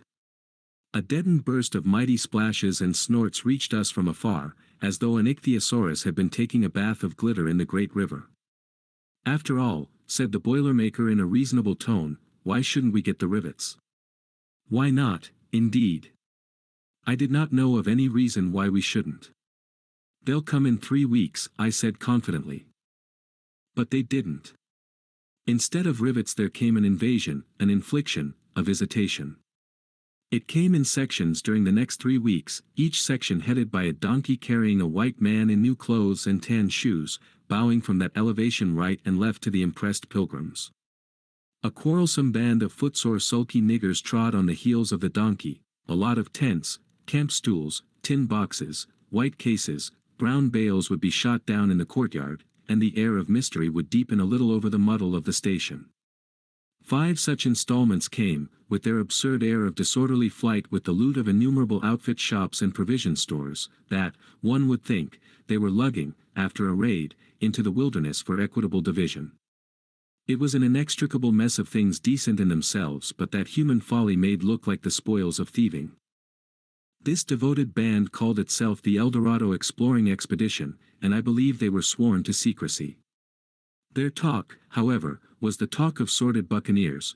It was reckless without hardihood, greedy without audacity, and cruel without courage. There was not an atom of foresight or of serious intention in the whole batch of them, and they did not seem aware these things are wanted for the work of the world. To tear treasure out of the bowels of the land was their desire, with no more moral purpose at the back of it than there is in burglars breaking into a safe. Who paid the expenses of the noble enterprise I don't know, but the uncle of our manager was leader of that lot. In exterior he resembled a butcher in a poor neighborhood, and his eyes had a look of sleepy cunning. He carried his fat paunch with ostentation on his short legs, and during the time his gang infested the station spoke to no one but his nephew. You could see these two roaming about all day long with their heads close together in an everlasting confab. I had given up worrying myself about the rivets. One's capacity for that kind of folly is more limited than you would suppose. I said hang, and let things slide. I had plenty of time for meditation, and now and then I would give some thought to Kurtz. I wasn't very interested in him. No. Still, I was curious to see whether this man, who had come out equipped with moral ideas of some sort, would climb to the top after all, and how he would set about his work when there. 2. One evening as I was lying flat on the deck of my steamboat, I heard voices approaching, and there were the nephew and the uncle strolling along the bank. I laid my head on my arm again, and had nearly lost myself in a doze, when somebody said in my ear, as it were, I am as harmless as a little child, but I don't like to be dictated to. Am I the manager, or am I not? I was ordered to send him there. It's incredible. I became aware that the two were standing on the shore alongside the forepart of the steamboat, just below my head. I did not move, it did not occur to me to move, I was sleepy. It is unpleasant, grunted the uncle. He has asked the administration to be sent there, said the other, with the idea of showing what he could do, and I was instructed accordingly. Look at the influence that man must have. Is it not frightful? They both agreed it was frightful, then made several bizarre remarks, make rain and fine weather, one man, the counsel, by the nose, bits of absurd sentences that got the better of my drowsiness, so that I had pretty near the whole of my wits about me when the uncle said, the climate may do away with this difficulty for you. Is he alone there? Yes, answered the manager. He sent his assistant down the river with a note to me in these terms, clear this poor devil out of the country, and don't bother sending more of that sort. I had rather be alone than have the kind of men you can dispose of with me. It was more than a year ago. Can you imagine such impudence? Anything since then? Asked the other hoarsely. Ivory, jerked the nephew, lots of it, prime sort, lots, most annoying, from him. And with that, questioned the heavy rumble. In voice, was the reply fired out, so to speak. Then silence. They had been talking about Kurtz. I was broad awake by this time, but, lying perfectly at ease, remained still, having no inducement to change my position. How did that ivory come all this way? Growled the elder man, who seemed very vexed. The other explained that it had come with a fleet of canoes in charge of an English half-caste clerk Kurtz had with him, that Kurtz had apparently intended to return himself, the station being by that time bare of goods and stores, but after coming 300 miles, had suddenly decided to go back, which he started to do alone in a small dugout with 4 paddlers, leaving the half-caste to continue down the river with the ivory. The two fellows there seemed astounded at anybody attempting such a thing. They were at a loss for an adequate motive. As to me, I seemed to see Kurtz for the first time. It was a distinct glimpse, the dugout, 4 paddling savages, and the lone white man turning his back suddenly on the headquarters, on relief, on thoughts of home, perhaps, setting his face towards the depths of the wilderness, towards his empty and desolate station. I did not know the motive. Perhaps he was just simply a fine fellow who stuck to his work for its own sake. His name, you understand, had not been pronounced once. He was that man. The half-caste, who, as far as I could see, had conducted a difficult trip with great prudence and pluck, was invariably alluded to as "that scoundrel." The scoundrel had reported that the man had been very ill, had recovered imperfectly. The two below me moved away then a few paces, and strolled back and forth at some little distance. I heard, "Military post, doctor, 200 miles, quite alone now, unavoidable delays, 9 months, no news, strange rumors." They approached again, just as the manager was saying, "No one, as far as I know, unless a species of wandering trader, a pestilential fellow, snapping ivory from the natives." Who was it they were talking about now? I gathered in snatches that this was some man supposed to be in Kurtz's district, and of whom the manager did not approve. "We will not be free from unfair competition till one of these fellows is hanged for an example," he said. "Certainly," grunted the other, "get him hanged." "Why not? Anything can be done in this country." "That's what I say, nobody here, you understand, here, can endanger your position." "And why?" "You stand the climate, you outlast them all." "The danger is in Europe, but there before I left I took care to." They moved off and whispered, then their voices rose again. "The extraordinary series of delays is not my fault. I did my best." The fat man sighed. "Very sad." "And the pestiferous absurdity of his talk," continued the other, "he bothered me enough when he was here. Each station should be like a beacon on the road towards better things, a center for trade of course, but also for humanizing, improving, instructing. Conceive you, that ass. And he wants to be manager. No, it's," here he got choked by excessive indignation, and I lifted my head the least bit. I was surprised to see how near they were, right under me. I could have spat upon their hats. They were looking on the ground, absorbed in thought. The manager was switching his leg with a slender twig. His sagacious relative lifted his head. "You have been well since you came out this time?" he asked. The other gave a start. "Who?" "I. Oh. Like a charm, like a charm. But the rest, oh, my goodness. All sick. They die so quick, too, that I haven't the time to send them out of the country. It's incredible." "Just so," grunted the uncle. "Ah. My boy, trust to this, I say, trust to this." I saw him extend his short flipper of an arm for a gesture that took in the forest, the creek, the mud, the river, seemed to beckon with a dishonoring flourish before the sunlit face of the land, a treacherous appeal to the lurking death, to the hidden evil, to the profound darkness of its heart. It was so startling that I leaped to my feet and looked back at the edge of the forest, as though I had expected an answer of some sort to that black display of confidence. You know the foolish notions that come to one sometimes. The high stillness confronted these two figures with its ominous patience, waiting for the passing away of a fantastic invasion. They swore aloud together, out of sheer fright, I believe, then pretending not to know anything of my existence, turned back to the station.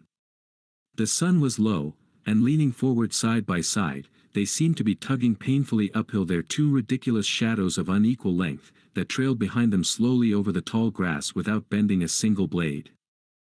In a few days the El Dorado expedition went into the patient wilderness, that closed upon it as the sea closes over a diver.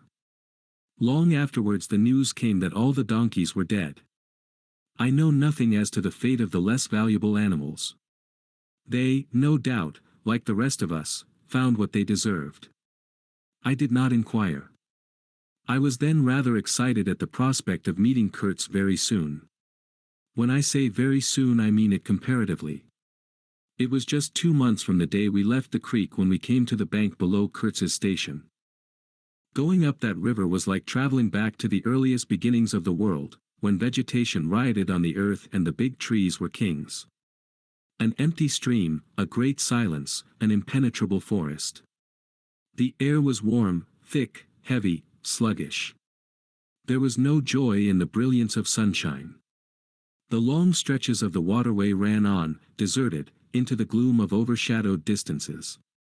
On silvery sandbanks hippos and alligators sunned themselves side by side. The broadening waters flowed through a mob of wooded islands. You lost your way on that river as you would in a desert, and butted all day long against shoals, trying to find the channel, till you thought yourself bewitched and cut off forever from everything you had known once, somewhere, far away, in another existence perhaps. There were moments when one's past came back to one, as it will sometimes when you have not a moment to spare for yourself, but it came in the shape of an unrestful and noisy dream, remembered with wonder amongst the overwhelming realities of this strange world of plants, and water, and silence. And this stillness of life did not in the least resemble a peace. It was the stillness of an implacable force brooding over an inscrutable intention. It looked at you with a vengeful aspect. I got used to it afterwards. I did not see it any more. I had no time. I had to keep guessing at the channel. I had to discern, mostly by inspiration, the signs of hidden banks. I watched for sunken stones. I was learning to clap my teeth smartly before my heart flew out, when I shaved by a fluke some infernal sly old snag that would have ripped the life out of the tin pot steamboat and drowned all the pilgrims. I had to keep a lookout for the signs of deadwood we could cut up in the night for next day's steaming. When you have to attend to things of that sort, to the mere incidents of the surface, the reality, I tell you, fades. The inner truth is hidden, luckily. But I felt it all the same. I felt often its mysterious stillness watching me at my monkey tricks, just as it watches you fellows performing on your respective tightropes for, what is it? Half a crown a tumble. Try to be civil, Marlow, growled a voice, and I knew there was at least one listener awake besides myself. I beg your pardon. I forgot the heartache which makes up the rest of the price. And indeed, what does the price matter, if the trick be well done? You do your tricks very well. And I didn't do badly either, since I managed not to sink that steamboat on my first trip. It's a wonder to me yet. Imagine a blindfolded man set to drive a van over a bad road. I sweated and shivered over that business considerably, I can tell you. After all, for a seaman, to scrape the bottom of the thing that's supposed to float all the time under his care is the unpardonable sin. No one may know of it, but you never forget the thump, eh? A blow on the very heart. You remember it, you dream of it, you wake up at night and think of it, years after, and go hot and cold all over. I don't pretend to say that steamboat floated all the time. More than once she had to wade for a bit, with 20 cannibals splashing around and pushing. We had enlisted some of these chaps on the way for a crew. Fine fellows, cannibals, in their place. They were men one could work with, and I am grateful to them. And, after all, they did not eat each other before my face. They had brought along a provision of hippo meat which went rotten, and made the mystery of the wilderness stink in my nostrils. Phoo! I can sniff it now. I had the manager on board and 3 or 4 pilgrims with their staves, all complete. Sometimes we came upon a station close by the bank, clinging to the skirts of the unknown, and the white men rushing out of a tumble-down hovel, with great gestures of joy and surprise and welcome, seemed very strange, had the appearance of being held there captive by a spell.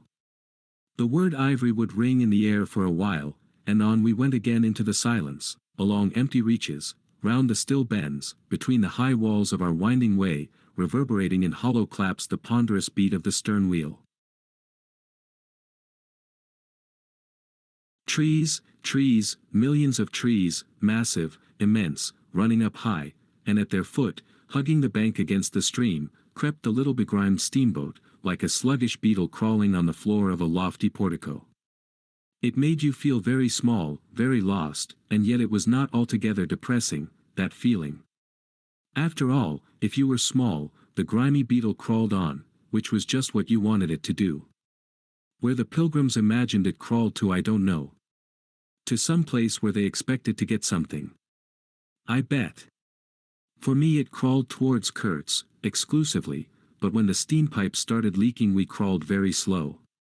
The reaches opened before us and closed behind, as if the forest had stepped leisurely across the water to bar the way for our return. We penetrated deeper and deeper into the heart of darkness. It was very quiet there. At night sometimes the roll of drums behind the curtain of trees would run up the river and remain sustained faintly, as if hovering in the air high over our heads, till the first break of day. Whether it meant war, peace, or prayer we could not tell. The dawns were heralded by the descent of a chill stillness. The woodcutters slept, their fires burned low, the snapping of a twig would make you start. We were wanderers on a prehistoric earth, on an earth that wore the aspect of an unknown planet. We could have fancied ourselves the first of men taking possession of an accursed inheritance, to be subdued at the cost of profound anguish and of excessive toil. But suddenly, as we struggled round a bend, there would be a glimpse of rush walls, of peaked grass roofs, a burst of yells, a whirl of black limbs, a mass of hands clapping, of feet stamping, of bodies swaying, of eyes rolling, under the droop of heavy and motionless foliage. The steamer toiled along slowly on the edge of a black and incomprehensible frenzy. The prehistoric man was cursing us, praying to us, welcoming us, who could tell? We were cut off from the comprehension of our surroundings. We glided past like phantoms, wondering and secretly appalled, as sane men would be before an enthusiastic outbreak in a madhouse. We could not understand because we were too far and could not remember because we were traveling in the night of first ages, of those ages that are gone, leaving hardly a sign, and no memories. The earth seemed unearthly. We are accustomed to look upon the shackled form of a conquered monster, but there you could look at a thing monstrous and free. It was unearthly, and the men were, no, they were not inhuman. Well, that was the worst of it, this suspicion of their not being inhuman. It would come slowly to one. They howled and leaped, and spun, and made horrid faces, but what thrilled you was just the thought of their humanity, like yours, the thought of your remote kinship with this wild and passionate uproar. Ugly. Yes, it was ugly enough, but if you were man enough you would admit to yourself that there was in you just the faintest trace of a response to the terrible frankness of that noise, a dim suspicion of there being a meaning in it which you so remote from the night of first ages, could comprehend. And why not? The mind of man is capable of anything, because everything is in it, all the past as well as all the future. What was there after all? Joy, fear, sorrow, devotion, valor, rage, who can tell, but truth stripped of its cloak of time. Let the fool gape and shudder, the man knows, and can look on without a wink. But he must at least be as much of a man as these on the shore. He must meet that truth with his own true stuff, with his own inborn strength. Principles won't do. Acquisitions, clothes, pretty rags that would fly off at the first good shake. No, you want a deliberate belief. An appeal to me in this fiendish row, is there? Very well, I hear, I admit, but I have a voice, too, and for good or evil mine is the speech that cannot be silenced. Of course, a fool, what with sheer fright and fine sentiments, is always safe. Who's that grunting? You wonder I didn't go ashore for a howl and a dance. Well, no, I didn't. Fine sentiments, you say. Fine sentiments, be hanged. I had no time. I had to mess about with white lead and strips of woolen blanket helping to put bandages on those leaky steam pipes, I tell you. I had to watch the steering, and circumvent those snags, and get the tin pot along by hook or by crook. There was surface truth enough in these things to save a wiser man. And between whiles I had to look after the savage who was fireman. He was an improved specimen, he could fire up a vertical boiler. He was there below me, and, upon my word, to look at him was as edifying as seeing a dog in a parody of breeches and a feather hat, walking on his hind legs. A few months of training had done for that really fine chap. He squinted at the steam gauge and at the water gauge with an evident effort of intrepidity, and he had filed teeth, too, the poor devil, and the wool of his pate shaved into queer patterns, and 3 ornamental scars on each of his cheeks. He ought to have been clapping his hands and stamping his feet on the bank, instead of which he was hard at work, a thrall to strange witchcraft, full of improving knowledge. He was useful because he had been instructed, and what he knew was this, that should the water in that transparent thing disappear, the evil spirit inside the boiler would get angry through the greatness of his thirst, and take a terrible vengeance. So he sweated and fired up and watched the glass fearfully, with an impromptu charm, made of rags, tied to his arm, and a piece of polished bone, as big as a watch, stuck flatways through his lower lip, while the wooded bank slipped past us slowly, the short noise was left behind, the interminable miles of silence, and we crept on, towards Kurtz. But the snags were thick, the water was treacherous and shallow, the boiler seemed indeed to have a sulky devil in it, and thus neither that fireman nor I had any time to peer into our creepy thoughts. Some 50 miles below the inner station we came upon a hut of reeds, an inclined and melancholy pole, with the unrecognizable tatters of what had been a flag of some sort flying from it, and a neatly stacked wood pile. This was unexpected. We came to the bank, and on the stack of firewood found a flat piece of board with some faded pencil writing on it. When deciphered it said, "Wood for you. Hurry up. Approach cautiously." There was a signature, but it was illegible, not Kurtz, a much longer word. Hurry up. Where? Up the river. Approach cautiously. We had not done so. But the warning could not have been meant for the place where it could be only found after approach. Something was wrong above. But what, and how much? That was the question.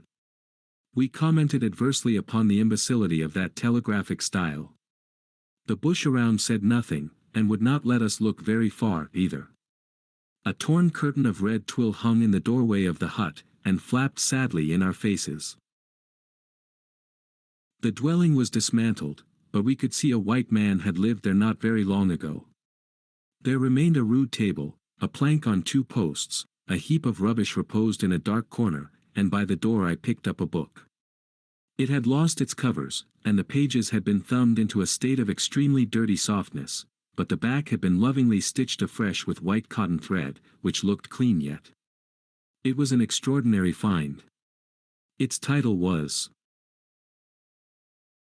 An Inquiry into Some Points of Seamanship, by a man Towson, some such name, Master in His Majesty's Navy. The matter looked dreary reading enough, with illustrative diagrams and repulsive tables of figures, and the copy was 60 years old.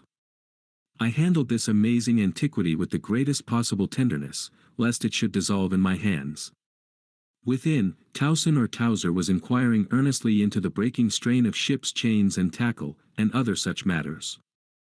Not a very enthralling book, but at the first glance you could see there a singleness of intention, an honest concern for the right way of going to work, which made these humble pages, thought out so many years ago, luminous with another than a professional light.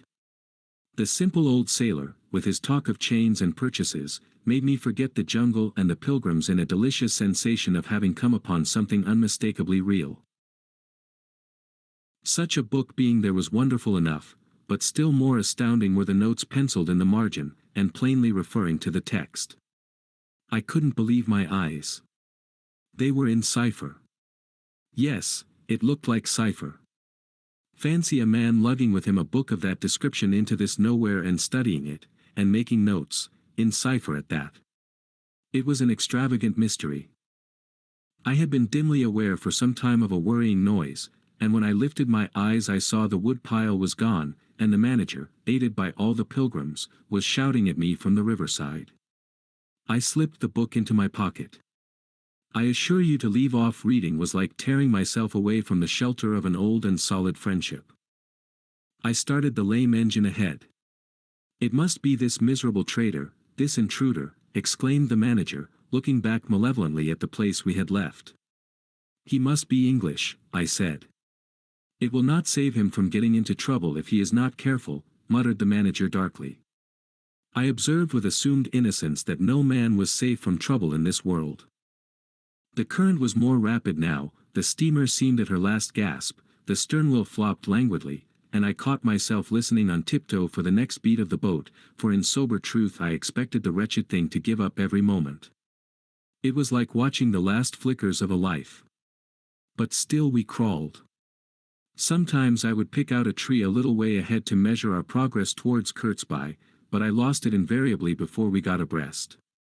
To keep the eyes so long on one thing was too much for human patience.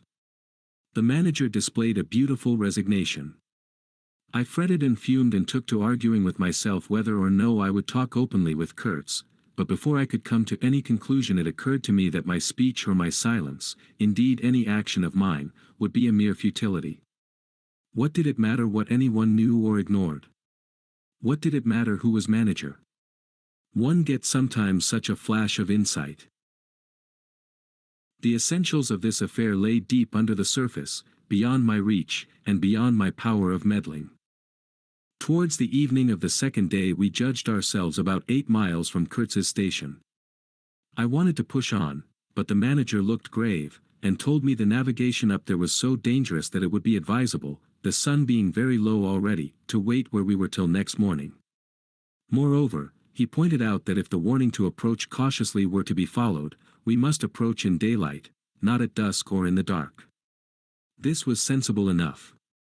8 miles meant nearly 3 hours steaming for us, and I could also see suspicious ripples at the upper end of the reach. Nevertheless, I was annoyed beyond expression at the delay, and most unreasonably, too, since one night more could not matter much after so many months. As we had plenty of wood, and caution was the word, I brought up in the middle of the stream. The reach was narrow, straight, with high sides like a railway cutting. The dusk came gliding into it long before the sun had set. The current ran smooth and swift, but a dumb immobility sat on the banks. The living trees, lashed together by the creepers and every living bush of the undergrowth, might have been changed into stone, even to the slenderest twig, to the lightest leaf. It was not sleep, it seemed unnatural, like a state of trance. Not the faintest sound of any kind could be heard.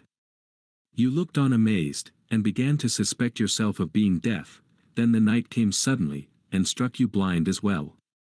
About 3 in the morning some large fish leaped, and the loud splash made me jump as though a gun had been fired. When the sun rose there was a white fog, very warm and clammy, and more blinding than the night. It did not shift or drive, it was just there, standing all round you like something solid. At 8 or 9, perhaps, it lifted as a shutter lifts. We had a glimpse of the towering multitude of trees, of the immense matted jungle, with the blazing little ball of the sun hanging over it, all perfectly still, and then the white shutter came down again, smoothly, as if sliding in greased grooves. I ordered the chain, which we had begun to heave in, to be paid out again. Before it stopped running with a muffled rattle, a cry, a very loud cry, as of infinite desolation, soared slowly in the opaque air. It ceased. A complaining clamor, modulated in savage discords, filled our ears. The sheer unexpectedness of it made my hair stir under my cap. I don't know how it struck the others, to me it seemed as though the mist itself had screamed, so suddenly, and apparently from all sides at once, did this tumultuous and mournful uproar arise. It culminated in a hurried outbreak of almost intolerably excessive shrieking, which stopped short, leaving us stiffened in a variety of silly attitudes, and obstinately listening to the nearly as appalling and excessive silence. Good God! What is the meaning? Stammered at my elbow one of the pilgrims, a little fat man, with sandy hair and red whiskers, who wore side-spring boots, and pink pajamas tucked into his socks. 2 others remained open-mouthed a whole minute, then dashed into the little cabin, to rush out incontinently and stand darting scared glances, with Winchesters at ready in their hands. What we could see was just the steamer we were on, her outlines blurred as though she had been on the point of dissolving, and a misty strip of water, perhaps 2 feet broad, around her, and that was all. The rest of the world was nowhere, as far as our eyes and ears were concerned. Just nowhere. Gone, disappeared, swept off without leaving a whisper or a shadow behind. I went forward, and ordered the chain to be hauled in short, so as to be ready to trip the anchor and move the steamboat at once if necessary. "Will they attack?" whispered an odd voice. "We will be all butchered in this fog," murmured another. The faces twitched with the strain, the hands trembled slightly, the eyes forgot to wink. It was very curious to see the contrast of expressions of the white men and of the black fellows of our crew, who were as much strangers to that part of the river as we, though their homes were only 800 miles away. The whites, of course greatly discomposed, had besides a curious look of being painfully shocked by such an outrageous row. The others had an alert, naturally interested expression, but their faces were essentially quiet, even those of the one or two who grinned as they hauled at the chain. Several exchanged short, grunting phrases, which seemed to settle the matter to their satisfaction. Their headman, a young, broad-chested black, severely draped in dark blue fringed cloths, with fierce nostrils and his hair all done up artfully in oily ringlets, stood near me. "Aha!" I said, just for good fellowship's sake. "Catch 'im," he snapped, with a bloodshot widening of his eyes and a flash of sharp teeth, "catch 'im. Give 'im to us." "To you, eh?" I asked. "What would you do with them?" "Eat 'im," he said curtly, and, leaning his elbow on the rail, looked out into the fog in a dignified and profoundly pensive attitude. I would no doubt have been properly horrified, had it not occurred to me that he and his chaps must be very hungry, that they must have been growing increasingly hungry for at least this month past. They had been engaged for 6 months. I don't think a single one of them had any clear idea of time, as we at the end of countless ages have. They still belonged to the beginnings of time, had no inherited experience to teach them as it were, and of course, as long as there was a piece of paper written over in accordance with some farcical law or other made down the river, it didn't enter anybody's head to trouble how they would live. Certainly they had brought with them some rotten hippo meat, which couldn't have lasted very long, anyway, even if the pilgrims hadn't, in the midst of a shocking hullabaloo, thrown a considerable quantity of it overboard. It looked like a high-handed proceeding, but it was really a case of legitimate self-defense. You can't breathe dead hippo waking, sleeping, and eating, and at the same time keep your precarious grip on existence. Besides that, they had given them every week 3 pieces of brass wire, each about 9 inches long, and the theory was they were to buy their provisions with that currency in riverside villages. You can see how that worked. There were either no villages, or the people were hostile, or the director, who like the rest of us fed out of tins, with an occasional old he-goat thrown in, didn't want to stop the steamer for some more or less recondite reason. So, unless they swallowed the wire itself, or made loops of it to snare the fishes with, I don't see what good their extravagant salary could be to them. I must say it was paid with a regularity worthy of a large and honorable trading company. For the rest, the only thing to eat, though it didn't look eatable in the least, I saw in their possession was a few lumps of some stuff like half-cooked dough, of a dirty lavender color, they kept wrapped in leaves, and now and then swallowed a piece of, but so small that it seemed done more for the looks of the thing than for any serious purpose of sustenance. Why in the name of all the gnawing devils of hunger they didn't go for us, they were 30 to 5, and have a good tuck-in for once, amazes me now when I think of it. They were big powerful men, with not much capacity to weigh the consequences, with courage, with strength, even yet, though their skins were no longer glossy and their muscles no longer hard. And I saw that something restraining, one of those human secrets that baffle probability, had come into play there.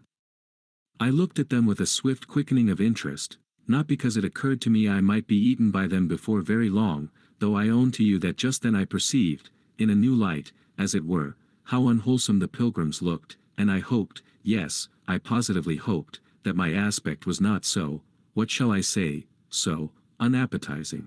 A touch of fantastic vanity which fitted well with the dream sensation that pervaded all my days at that time. Perhaps I had a little fever, too.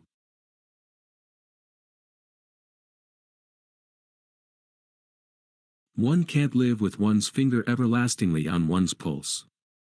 I had often a little fever, or a little touch of other things, the playful paw-strokes of the wilderness, the preliminary trifling before the more serious onslaught which came in due course. Yes, I looked at them as you would on any human being, with a curiosity of their impulses, motives, capacities, weaknesses, when brought to the test of an inexorable physical necessity. Restraint. What possible restraint? Was it superstition, disgust, patience, fear, or some kind of primitive honor?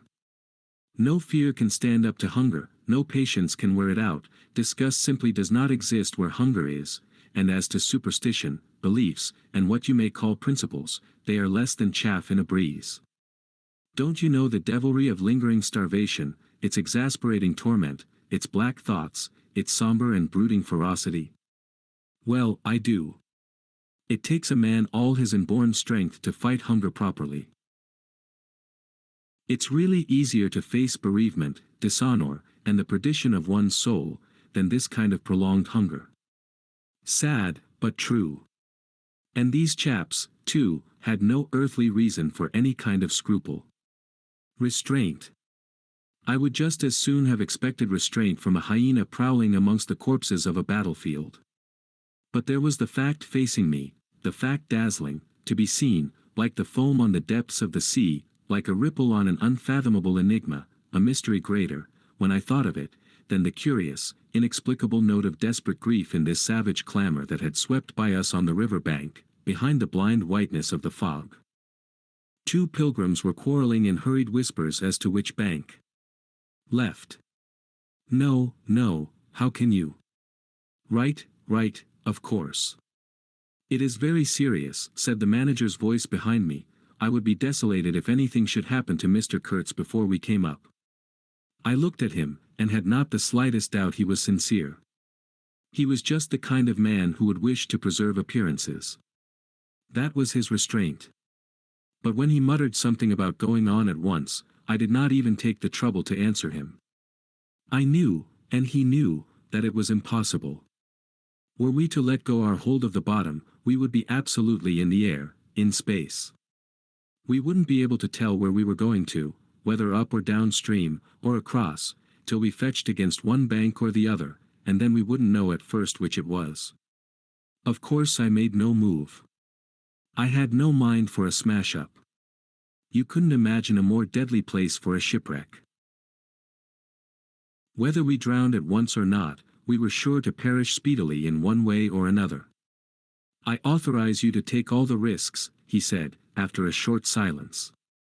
I refuse to take any, I said shortly, which was just the answer he expected, though its tone might have surprised him. Well, I must defer to your judgment. You are captain, he said with marked civility. I turned my shoulder to him in sign of my appreciation, and looked into the fog. How long would it last? It was the most hopeless lookout. The approach to this Kurtz grubbing for ivory in the wretched bush was beset by as many dangers as though he had been an enchanted princess sleeping in a fabulous castle. Will they attack, do you think? Asked the manager, in a confidential tone. I did not think they would attack, for several obvious reasons. The thick fog was one. If they left the bank in their canoes they would get lost in it, as we would be if we attempted to move. Still, I had also judged the jungle of both banks quite impenetrable, and yet eyes were in it, eyes that had seen us. The riverside bushes were certainly very thick, but the undergrowth behind was evidently penetrable. However, during the short lift I had seen no canoes anywhere in the reach, certainly not abreast of the steamer. But what made the idea of attack inconceivable to me was the nature of the noise, of the cries we had heard. They had not the fierce character boding immediate hostile intention. Unexpected, wild, and violent as they had been, they had given me an irresistible impression of sorrow. The glimpse of the steamboat had for some reason filled those savages with unrestrained grief. The danger, if any, I expounded, was from our proximity to a great human passion let loose. Even extreme grief may ultimately vent itself in violence, but more generally takes the form of apathy. You should have seen the pilgrims stare. They had no heart to grin, or even to revile me, but I believe they thought me gone mad, with fright, maybe. I delivered a regular lecture. My dear boys, it was no good bothering. Keep a lookout. Well, you may guess I watched the fog for the signs of lifting as a cat watches a mouse, but for anything else our eyes were of no more use to us than if we had been buried miles deep in a heap of cotton wool. It felt like it, too, choking, warm, stifling. Besides, all I said, though it sounded extravagant, was absolutely true to fact. What we afterwards alluded to as an attack was really an attempt at repulse. The action was very far from being aggressive, it was not even defensive, in the usual sense, it was undertaken under the stress of desperation, and in its essence was purely protective. It developed itself, I should say, 2 hours after the fog lifted, and its commencement was at a spot, roughly speaking, about 1.5 miles below Kurtz's station. We had just floundered and flopped round a bend, when I saw an islet, a mere grassy hummock of bright green, in the middle of the stream. It was the only thing of the kind, but as we opened the reach more, I perceived it was the head of a long sandbank, or rather of a chain of shallow patches stretching down the middle of the river. They were discolored, just awash, and the whole lot was seen just under the water, exactly as a man's backbone is seen running down the middle of his back under the skin. Now, as far as I did see, I could go to the right or to the left of this. I didn't know either channel, of course. The banks looked pretty well alike, the depth appeared the same, but as I had been informed the station was on the west side, I naturally headed for the western passage.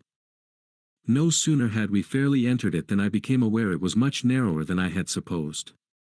To the left of us there was the long uninterrupted shoal, and to the right a high, steep bank heavily overgrown with bushes. Above the bush the trees stood in serried ranks. The twigs overhung the current thickly, and from distance to distance a large limb of some tree projected rigidly over the stream. It was then well on in the afternoon, the face of the forest was gloomy, and a broad strip of shadow had already fallen on the water. In this shadow we steamed up, very slowly, as you may imagine. I sheered her well inshore, the water being deepest near the bank, as the sounding pole informed me. One of my hungry and forbearing friends was sounding in the bows just below me. This steamboat was exactly like a decked scow. On the deck, there were 2 little teakwood houses, with doors and windows. The boiler was in the fore end, and the machinery right astern. Over the whole there was a light roof, supported on stanchions. The funnel projected through that roof, and in front of the funnel a small cabin built of light planks served for a pilot house. It contained a couch, 2 camp stools, a loaded Martini Henry leaning in one corner, a tiny table, and the steering wheel. It had a wide door in front and a broad shutter at each side. All these were always thrown open, of course. I spent my days perched up there on the extreme forend of that roof, before the door. At night I slept, or tried to, on the couch. An athletic black belonging to some coast tribe and educated by my poor predecessor, was the helmsman. He sported a pair of brass earrings, wore a blue cloth wrapper from the waist to the ankles, and thought all the world of himself. He was the most unstable kind of fool I had ever seen. He steered with no end of a swagger while you were by, but if he lost sight of you, he became instantly the prey of an abject funk, and would let that cripple of a steamboat get the upper hand of him in a minute. I was looking down at the sounding pole, and feeling much annoyed to see it each try a little more of it stick out of that river, when I saw my poleman give up on the business suddenly, and stretch himself flat on the deck, without even taking the trouble to haul his pole in. He kept hold on it though, and it trailed in the water. At the same time the fireman, whom I could also see below me, sat down abruptly before his furnace and ducked his head. I was amazed. Then I had to look at the river mighty quick, because there was a snag in the fairway. Sticks, little sticks, were flying about, thick, they were whizzing before my nose, dropping below me, striking behind me against my pilot house. All this time the river, the shore, the woods, were very quiet, perfectly quiet. I could only hear the heavy splashing thump of the stern wheel and the patter of these things. We cleared the snag clumsily. Arrows, by Jove! We were being shot at. I stepped in quickly to close the shutter on the land side. That fool helmsman, his hands on the spokes, was lifting his knees high, stamping his feet, champing his mouth, like a reined-in horse. Confound him! And we were staggering within 10 feet of the bank. I had to lean right out to swing the heavy shutter, and I saw a face amongst the leaves on the level with my own, looking at me very fierce and steady, and then suddenly, as though a veil had been removed from my eyes. I made out, deep in the tangled gloom, naked breasts, arms, legs, glaring eyes. The bush was swarming with human limbs in movement, glistening of bronze color. The twigs shook, swayed, and rustled, the arrows flew out of them, and then the shutter came to. "Steer her straight," I said to the helmsman. He held his head rigid, face forward, but his eyes rolled. He kept on lifting and setting down his feet gently, his mouth foamed a little. "Keep quiet," I said in a fury. I might just as well have ordered a tree not to sway in the wind. I darted out. Below me there was a great scuffle of feet on the iron deck, confused exclamations. A voice screamed, "Can you turn back?" I caught sight of a V-shaped ripple on the water ahead. What? Another snag. A fusillade burst out under my feet. The pilgrims had opened with their Winchesters, and were simply squirting lead into that bush. A deuce of a lot of smoke came up and drove slowly forward. I swore at it. Now I couldn't see the ripple or the snag either. I stood in the doorway, peering, and the arrows came in swarms. They might have been poisoned, but they looked as though they wouldn't kill a cat. The bush began to howl. Our woodcutters raised a warlike whoop. The report of a rifle just at my back deafened me. I glanced over my shoulder, and the pilot house was yet full of noise and smoke when I made a dash at the wheel. The fool nigger had dropped everything, to throw the shutter open and let off that Martini Henry. He stood before the wide opening, glaring, and I yelled at him to come back, while I straightened the sudden twist out of that steamboat. There was no room to turn even if I had wanted to. The snag was somewhere very near ahead in that confounded smoke. There was no time to lose, so I just crowded her into the bank, right into the bank, where I knew the water was deep. We tore slowly along the overhanging bushes in a whirl of broken twigs and flying leaves. The fusillade below stopped short, as I had foreseen it would when the squirts got empty. I threw my head back to a glinting whiz that traversed the pilot house, in at one shutter hole and out at the other.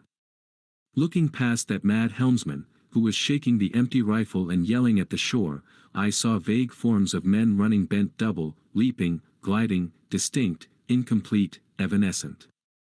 Something big appeared in the air before the shutter, the rifle went overboard, and the man stepped back swiftly, looked at me over his shoulder in an extraordinary, profound, familiar manner, and fell upon my feet. The side of his head hit the wheel twice, and the end of what appeared a long cane clattered round and knocked over a little camp stool. It looked as though after wrenching that thing from somebody ashore he had lost his balance in the effort. The thin smoke had blown away, we were clear of the snag, and looking ahead I could see that in another 100 yards or so I would be free to sheer off, away from the bank, but my feet felt so very warm and wet that I had to look down. The man had rolled on his back and stared straight up at me, both his hands clutched that cane. It was the shaft of a spear that, either thrown or lunged through the opening, had caught him in the side, just below the ribs. The blade had gone in out of sight, after making a frightful gash. My shoes were full, a pool of blood lay very still, gleaming dark red under the wheel, his eyes shone with an amazing luster. The fusillade burst out again.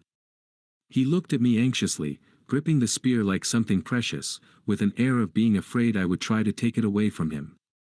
I had to make an effort to free my eyes from his gaze and attend to the steering. With one hand I felt above my head for the line of the steam whistle, and jerked out screech after screech hurriedly. The tumult of angry and warlike yells was checked instantly, and then from the depths of the woods went out such a tremulous and prolonged wail of mournful fear and utter despair as may be imagined to follow the flight of the last hope from the earth. There was a great commotion in the bush, the shower of arrows stopped, a few dropping shots rang out sharply, then silence, in which the languid beat of the stern wheel came plainly to my ears. I put the helm hard a starboard at the moment when the pilgrim in pink pajamas, very hot and agitated, appeared in the doorway. "The manager sends me," he began in an official tone, and stopped short. "Good God," he said, glaring at the wounded man. We two whites stood over him, and his lustrous and inquiring glance enveloped us both. I declare it looked as though he would presently put to us some questions in an understandable language, but he died without uttering a sound, without moving a limb, without twitching a muscle. Only in the very last moment, as though in response to some sign we could not see, to some whisper we could not hear, he frowned heavily, and that frown gave to his black death mask an inconceivably somber, brooding, and menacing expression. The luster of inquiring glance faded swiftly into vacant glassiness. "Can you steer?" I asked the agent eagerly. He looked very dubious, but I made a grab at his arm, and he understood at once I meant him to steer whether or no.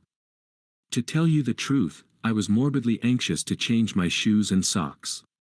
"He is dead," murmured the fellow, immensely impressed. "No doubt about it," said I, tugging like mad at the shoelaces. "And by the way, I suppose Mr. Kurtz is dead as well by this time." For the moment that was the dominant thought. There was a sense of extreme disappointment, as though I had found out I had been striving after something altogether without a substance. I couldn't have been more disgusted if I had traveled all this way for the sole purpose of talking with Mr. Kurtz. Talking with. I flung one shoe overboard, and became aware that that was exactly what I had been looking forward to, a talk with Kurtz. I made the strange discovery that I had never imagined him as doing, but as discoursing. I didn't say to myself, "Now I will never see him," or "Now I will never shake him by the hand," but "Now I will never hear him." The man presented himself as a voice. Not of course that I did not connect him with some sort of action. Hadn't I been told in all the tones of jealousy and admiration that he had collected, bartered, swindled, or stolen more ivory than all the other agents together? That was not the point. The point was in his being a gifted creature, and that of all his gifts the one that stood out preeminently, that carried with it a sense of real presence, was his ability to talk, his words, the gift of expression, the bewildering, the illuminating, the most exalted and the most contemptible, the pulsating stream of light, or the deceitful flow from the heart of an impenetrable darkness. The other shoe went flying unto the devil god of that river. I thought, by Jove! It's all over. We are too late, he has vanished, the gift has vanished, by means of some spear, arrow, or club. I will never hear that chap speak after all, and my sorrow had a startling extravagance of emotion, even such as I had noticed in the howling sorrow of these savages in the bush. I couldn't have felt more of lonely desolation somehow, had I been robbed of a belief or had missed my destiny in life. Why do you sigh in this beastly way, somebody? Absurd? Well, absurd. Good Lord! Mustn't a man ever, here, give me some tobacco? There was a pause of profound stillness, then a match flared, and Marlow's lean face appeared, worn, hollow, with downward folds and dropped eyelids, with an aspect of concentrated attention, and as he took vigorous draws at his pipe, it seemed to retreat and advance out of the night in the regular flicker of tiny flame. The match went out. "Absurd," he cried. "This is the worst of trying to tell. Here you all are, each moored with two good addresses, like a hulk with two anchors, a butcher round one corner, a policeman round another, excellent appetites, and temperature normal, you hear, normal from year's end to year's end. And you say, absurd. Absurd be, exploded. Absurd. My dear boys, what can you expect from a man who out of sheer nervousness had just flung overboard a pair of new shoes? Now I think of it, it is amazing I did not shed tears. I am, upon the whole, proud of my fortitude. I was cut to the quick at the idea of having lost the inestimable privilege of listening to the gifted Kurtz. Of course I was wrong. The privilege was waiting for me. Oh, yes, I heard more than enough. And I was right, too. A voice. He was very little more than a voice. And I heard, him, it, this voice, other voices, all of them were so little more than voices, and the memory of that time itself lingers around me, impalpable, like a dying vibration of one immense jabber, silly, atrocious, sordid, savage, or simply mean, without any kind of sense. Voices, voices, even the girl herself, now. He was silent for a long time. I laid the ghost of his gifts at last with a lie, he began, suddenly. Girl. What? Did I mention a girl? Oh, she is out of it, completely. They, the women, I mean, are out of it, should be out of it. We must help them to stay in that beautiful world of their own, lest ours gets worse. Oh, she had to be out of it. You should have heard the disinterred body of Mr. Kurtz saying, "My intended." You would have perceived directly then how completely she was out of it. And the lofty frontal bone of Mr. Kurtz. They say the hair goes on growing sometimes, but this, specimen, was impressively bald. The wilderness had patted him on the head, and, behold, it was like a ball, an ivory ball, it had caressed him, and, lo, he had withered, it had taken him, loved him, embraced him, got into his veins, consumed his flesh, and sealed his soul to its own by the inconceivable ceremonies of some devilish initiation. He was its spoiled and pampered favorite. Ivory? I should think so.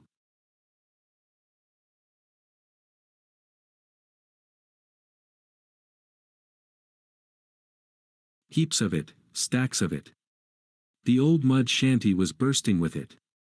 You would think there was not a single tusk left either above or below the ground in the whole country. Mostly fossil, the manager had remarked, disparagingly. It was no more fossil than I am, but they call it fossil when it is dug up. It appears these niggers do bury the tusks sometimes, but evidently they couldn't bury this parcel deep enough to save the gifted Mr. Kurtz from his fate. We filled the steamboat with it, and had to pile a lot on the deck. Thus he could see and enjoy as long as he could see, because the appreciation of this favor had remained with him to the last. You should have heard him say, "My ivory." Oh, yes, I heard him. My intended, my ivory, my station, my river, my everything belonged to him. It made me hold my breath in expectation of hearing the wilderness burst into a prodigious peal of laughter that would shake the fixed stars in their places. Everything belonged to him, but that was a trifle. The thing was to know what he belonged to, how many powers of darkness claimed him for their own. That was the reflection that made you creepy all over. It was impossible, it was not good for one either, trying to imagine. He had taken a high seat amongst the devils of the land, I mean literally. You can't understand. How could you, with solid pavement under your feet, surrounded by kind neighbors ready to cheer you or to fall on you, stepping delicately between the butcher and the policeman, in the holy terror of scandal and gallows and lunatic asylums, how can you imagine what particular region of the first ages a man's untrammeled feet may take him into by the way of solitude, utter solitude without a policeman, by the way of silence, utter silence, where no warning voice of a kind neighbor can be heard? Whispering of public opinion. These little things make all the great difference. When they are gone you must fall back upon your own innate strength, upon your own capacity for faithfulness.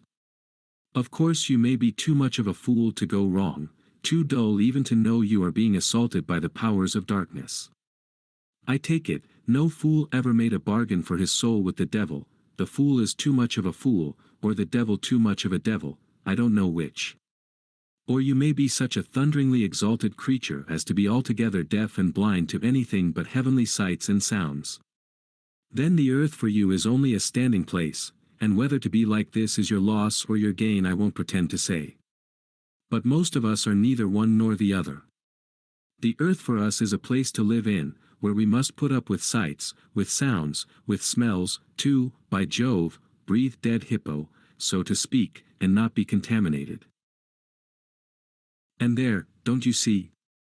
Your strength comes in, the faith in your ability for the digging of unostentatious holes to bury the stuff in, your power of devotion, not to yourself, but to an obscure, back-breaking business. And that's difficult enough. Mind, I am not trying to excuse or even explain, I am trying to account to myself for Mr. Kurtz, for the shade of Mr. Kurtz. This initiated wraith from the back of nowhere honored me with its amazing confidence before it vanished altogether. This was because it could speak English to me. The original Kurtz had been educated partly in England, and, as he was good enough to say himself, his sympathies were in the right place. His mother was half English, his father was half French. All Europe contributed to the making of Kurtz, and by I learned that, most appropriately, the International Society for the Suppression of Savage Customs had entrusted him with the making of a report, for its future guidance. And he had written it, too.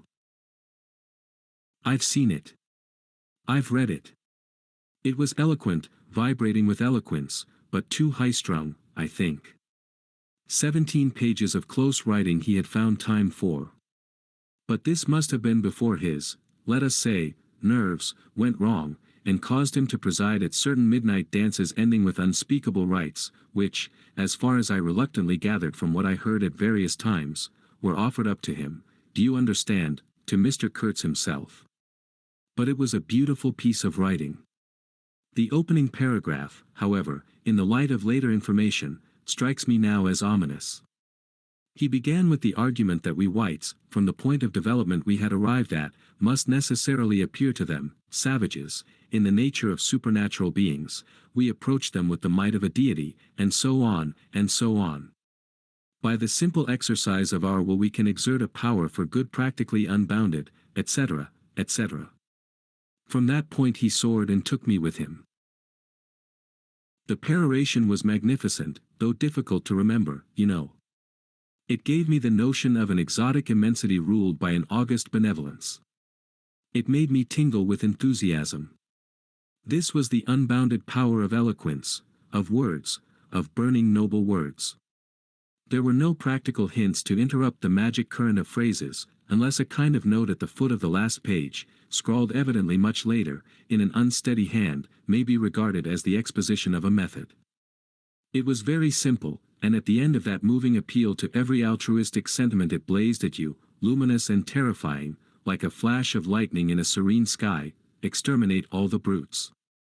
The curious part was that he had apparently forgotten all about that valuable postscriptum, because, later on, when he in a sense came to himself, he repeatedly entreated me to take good care of my pamphlet, he called it, as it was sure to have in the future a good influence upon his career.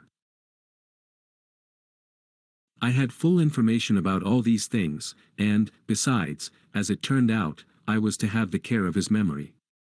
I've done enough for it to give me the indisputable right to lay it, if I choose, for an everlasting rest in the dustbin of progress, amongst all the sweepings and, figuratively speaking, all the dead cats of civilization.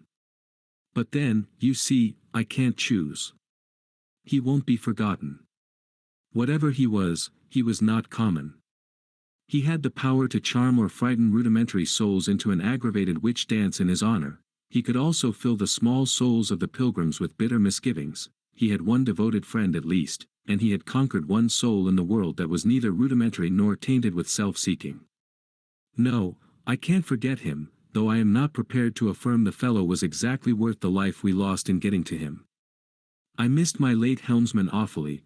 I missed him even while his body was still lying in the pilot-house. Perhaps you will think it passing strange this regret for a savage who was no more account than a grain of sand in a black Sahara. Well, don't you see, he had done something, he had steered, for months I had him at my back, a help, an instrument. It was a kind of partnership. He steered for me, I had to look after him, I worried about his deficiencies, and thus a subtle bond had been created, of which I only became aware when it was suddenly broken. And the intimate profundity of that look he gave me when he received his hurt remains to this day in my memory, like a claim of distant kinship affirmed in a supreme moment. Poor fool! If he had only left that shutter alone. He had no restraint, just like Kurtz, a tree swayed by the wind. As soon as I had put on a dry pair of slippers, I dragged him out, after first jerking the spear out of his side, which operation I confess I performed with my eyes shut tight. His heels leaped together over the little doorstep, his shoulders were pressed to my breast, I hugged him from behind desperately. Oh! He was heavy, heavier than any man on earth, I should imagine. Then without more ado I tipped him overboard. The current snatched him as though he had been a wisp of grass, and I saw the body roll over twice before I lost sight of it forever. All the pilgrims and the manager were then congregated on the awning deck about the pilot-house, chattering at each other like a flock of excited magpies, and there was a scandalized murmur at my heartless promptitude. What they wanted to keep that body hanging about for I can't guess. Embalm it, maybe. But I had also heard another, and a very ominous, murmur on the deck below. My friends the woodcutters were likewise scandalized, and with a better show of reason, though I admit that the reason itself was quite inadmissible. Oh, quite. I had made up my mind that if my late helmsman was to be eaten, the fishes alone should have him. He had been a very second-rate helmsman while alive, but now he was dead he might have become a first-class temptation, and possibly cause some startling trouble. Besides, I was anxious to take the wheel, the man in pink pajamas showing himself a hopeless duffer at the business. This I did directly the simple funeral was over. We were going half-speed, keeping right in the middle of the stream, and I listened to the talk about me. They had given up Kurtz, they had given up the station, Kurtz was dead, and the station had been burnt, and so on, and so on. The red-haired pilgrim was beside himself with the thought that at least this poor Kurtz had been properly avenged. Say! We must have made a glorious slaughter of them in the bush. Eh? What do you think? Say! He positively danced, the bloodthirsty little gingery beggar. And he had nearly fainted when he saw the wounded man. I could not help saying, you made a glorious lot of smoke, anyhow. I had seen, from the way the tops of the bushes rustled and flew, that almost all the shots had gone too high.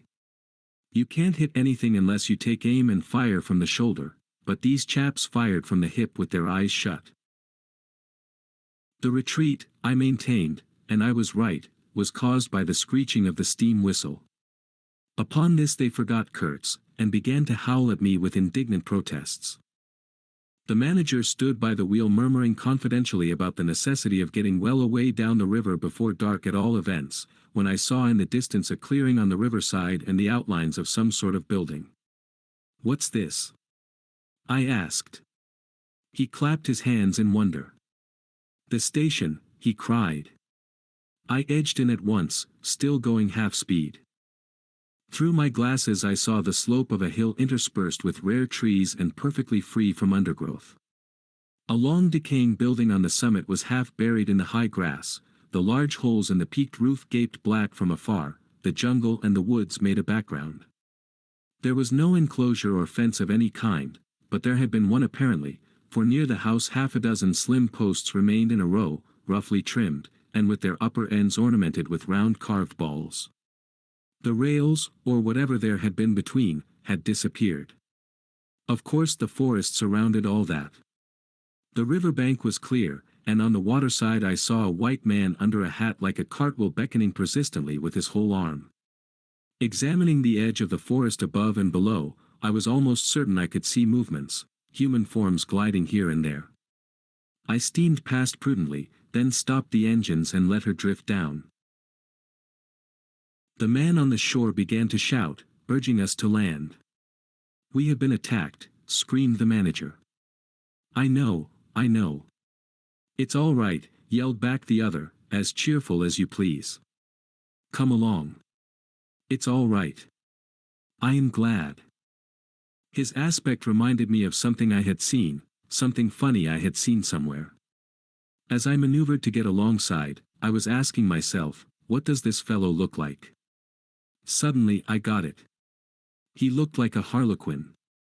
His clothes had been made of some stuff that was brown holland probably, but it was covered with patches all over, with bright patches, blue, red, and yellow, patches on the back, patches on the front, patches on elbows, on knees, colored binding around his jacket, scarlet edging at the bottom of his trousers, and the sunshine made him look extremely gay and wonderfully neat withal, because you could see how beautifully all this patching had been done.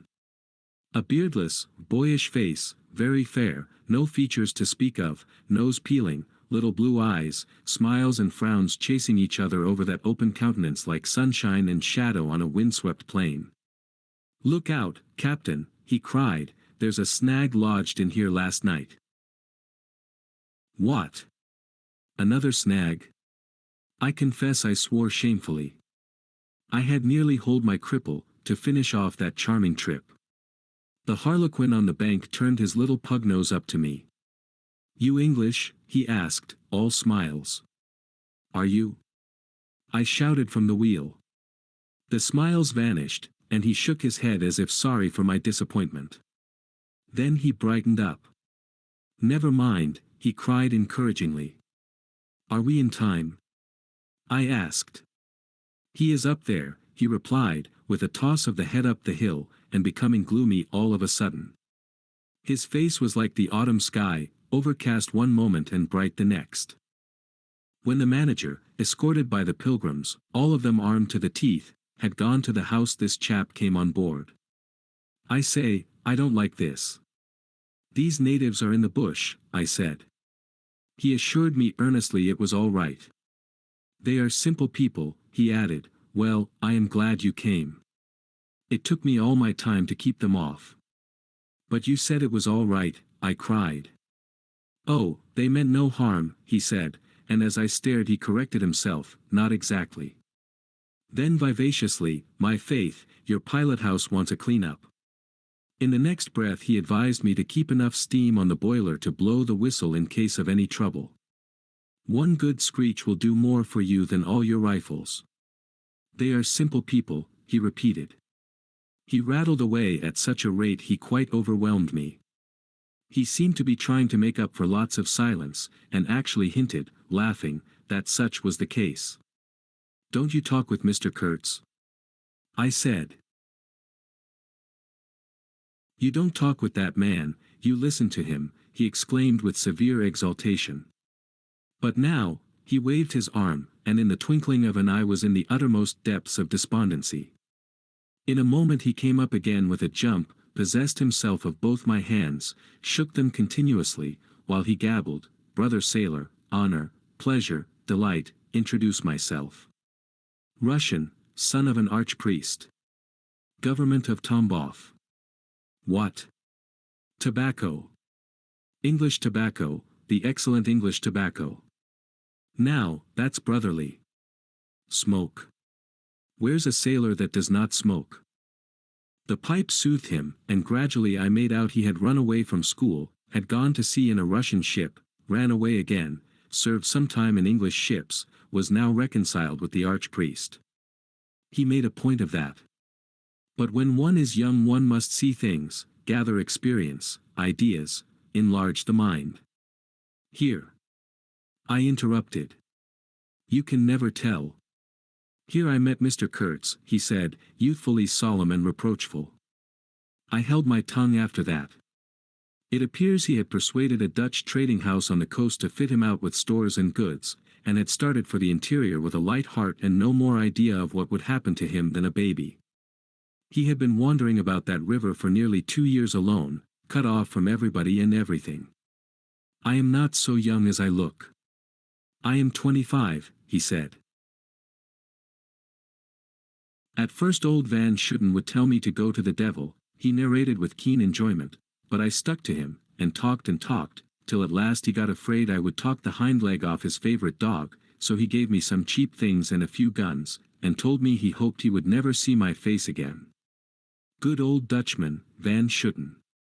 I've sent him one small lot of ivory a year ago, so that he can't call me a little thief when I get back. I hope he got it. And for the rest I don't care. I had some wood stacked for you. That was my old house. Did you see? I gave him Towson's book. He made as though he would kiss me, but restrained himself. The only book I had left, and I thought I had lost it, he said, looking at it ecstatically. So many accidents happen to a man going about alone, you know. Canoes get upset sometimes, and sometimes you've got to clear out so quick when the people get angry. He thumbed the pages. You made notes in Russian? I asked. He nodded. I thought they were written in cipher, I said. He laughed, then became serious. I had lots of trouble to keep these people off, he said. Did they want to kill you? I asked. Oh, no, he cried, and checked himself.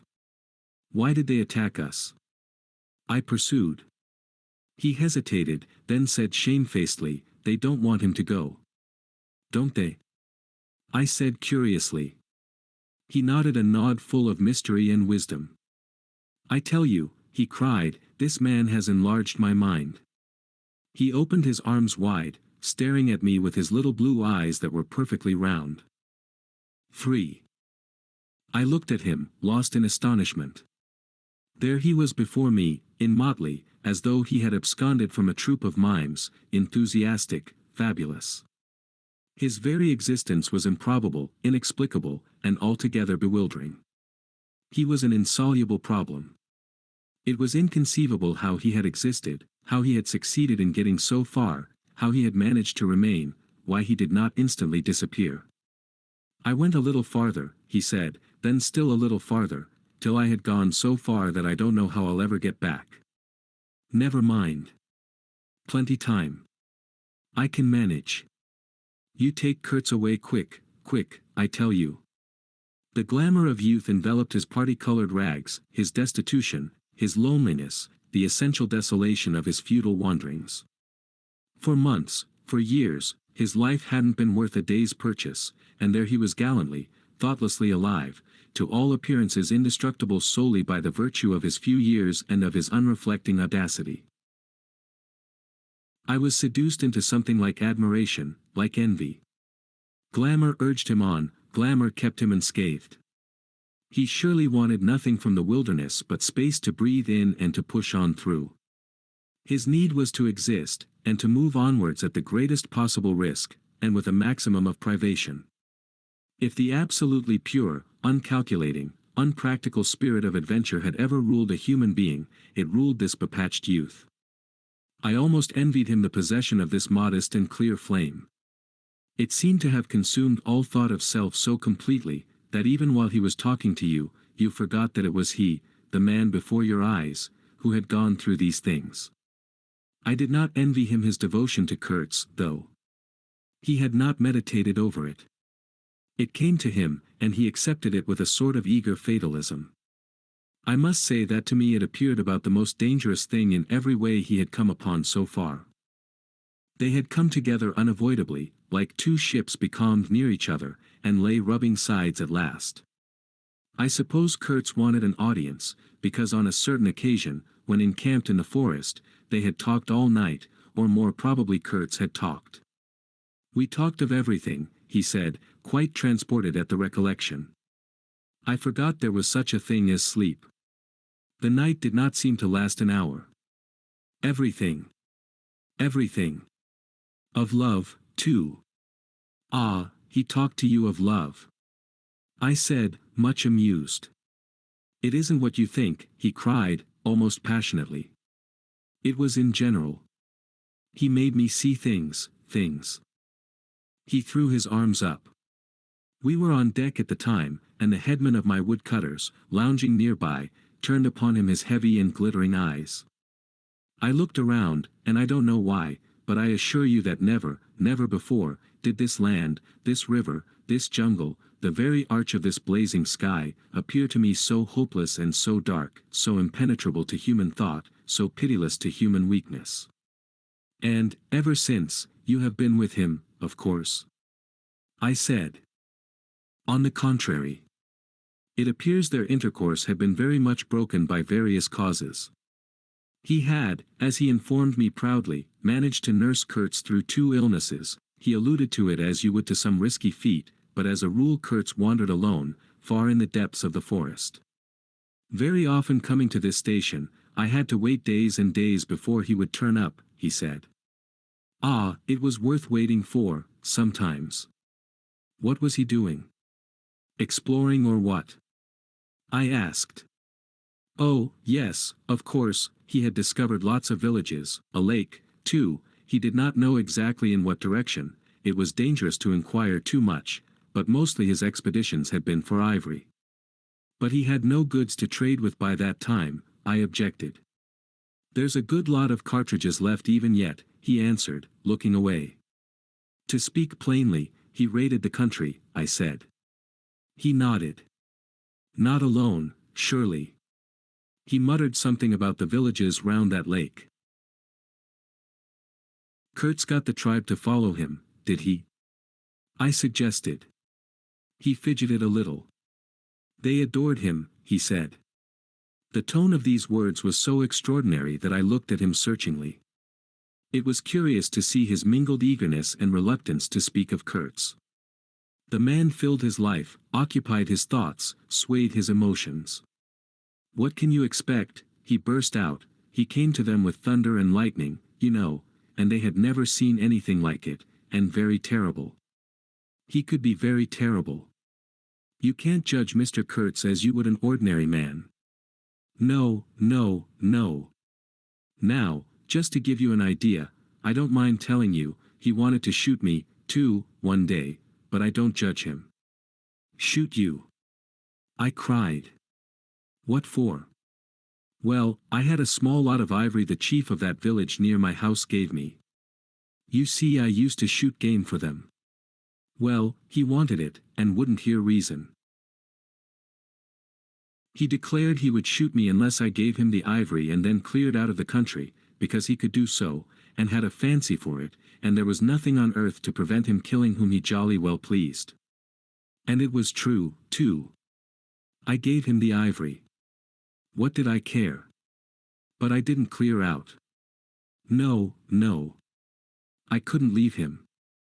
I had to be careful, of course, till we got friendly again for a time. He had his second illness then. Afterwards I had to keep out of the way, but I didn't mind.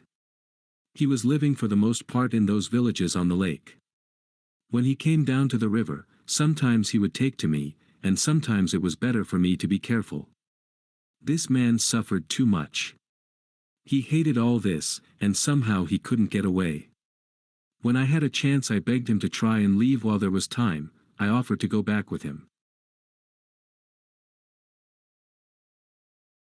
And he would say yes, and then he would remain, go off on another ivory hunt, disappear for weeks, forget himself amongst these people, forget himself, you know. Why? He's mad, I said. He protested indignantly. Mr. Kurtz couldn't be mad. If I had heard him talk, only 2 days ago, I wouldn't dare hint at such a thing. I had taken up my binoculars while we talked, and was looking at the shore, sweeping the limit of the forest at each side and at the back of the house. The consciousness of there being people in that bush, so silent, so quiet, as silent and quiet as the ruined house on the hill, made me uneasy. There was no sign on the face of nature of this amazing tale that was not so much told as suggested to me in desolate exclamations, completed by shrugs, in interrupted phrases, in hints ending in deep sighs. The woods were unmoved, like a mask, heavy, like the closed door of a prison. They looked with their air of hidden knowledge, of patient expectation, of unapproachable silence. The Russian was explaining to me that it was only lately that Mr. Kurtz had come down to the river, bringing along with him all the fighting men of that lake tribe. He had been absent for several months, getting himself adored, I suppose, and had come down unexpectedly, with the intention to all appearance of making a raid either across the river or downstream. Evidently the appetite for more ivory had got the better of the, what shall I say, less material aspirations. However, he had got much worse suddenly. I heard he was lying helpless, and so I came up, took my chance, said the Russian. Oh, he is bad, very bad. I directed my glass to the house. There were no signs of life, but there was the ruined roof, the long mud wall peeping above the grass, with 3 little square window holes, no 2 of the same size, all this brought within reach of my hand, as it were. And then I made a brusque movement, and one of the remaining posts of that vanished fence leaped up in the field of my glass. You remember I told you I had been struck at the distance by certain attempts at ornamentation, rather remarkable in the ruinous aspect of the place. Now I had suddenly a nearer view, and its first result was to make me throw my head back as if before a blow. Then I went carefully from post to post with my glass, and I saw my mistake. These round knobs were not ornamental but symbolic. They were expressive and puzzling, striking and disturbing, food for thought and also for vultures if there had been any looking down from the sky, but at all events for such ants as were industrious enough to ascend the pole. They would have been even more impressive, those heads on the stakes, if their faces had not been turned to the house. Only one, the first I had made out, was facing my way. I was not so shocked as you may think. The start back I had given was really nothing but a movement of surprise. I had expected to see a knob of wood there, you know. I returned deliberately to the first I had seen, and there it was, black, dried, sunken, with closed eyelids, a head that seemed to sleep at the top of that pole, and, with the shrunken dry lips showing a narrow white line of the teeth, was smiling, too, smiling continuously at some endless and jocose dream of that eternal slumber. I am not disclosing any trade secrets. In fact, the manager said afterwards that Mr. Kurtz's methods had ruined the district. I have no opinion on that point, but I want you clearly to understand that there was nothing exactly profitable in these heads being there. They only showed that Mr. Kurtz lacked restraint in the gratification of his various lusts, that there was something wanting in him, some small matter which, when the pressing need arose, could not be found under his magnificent eloquence.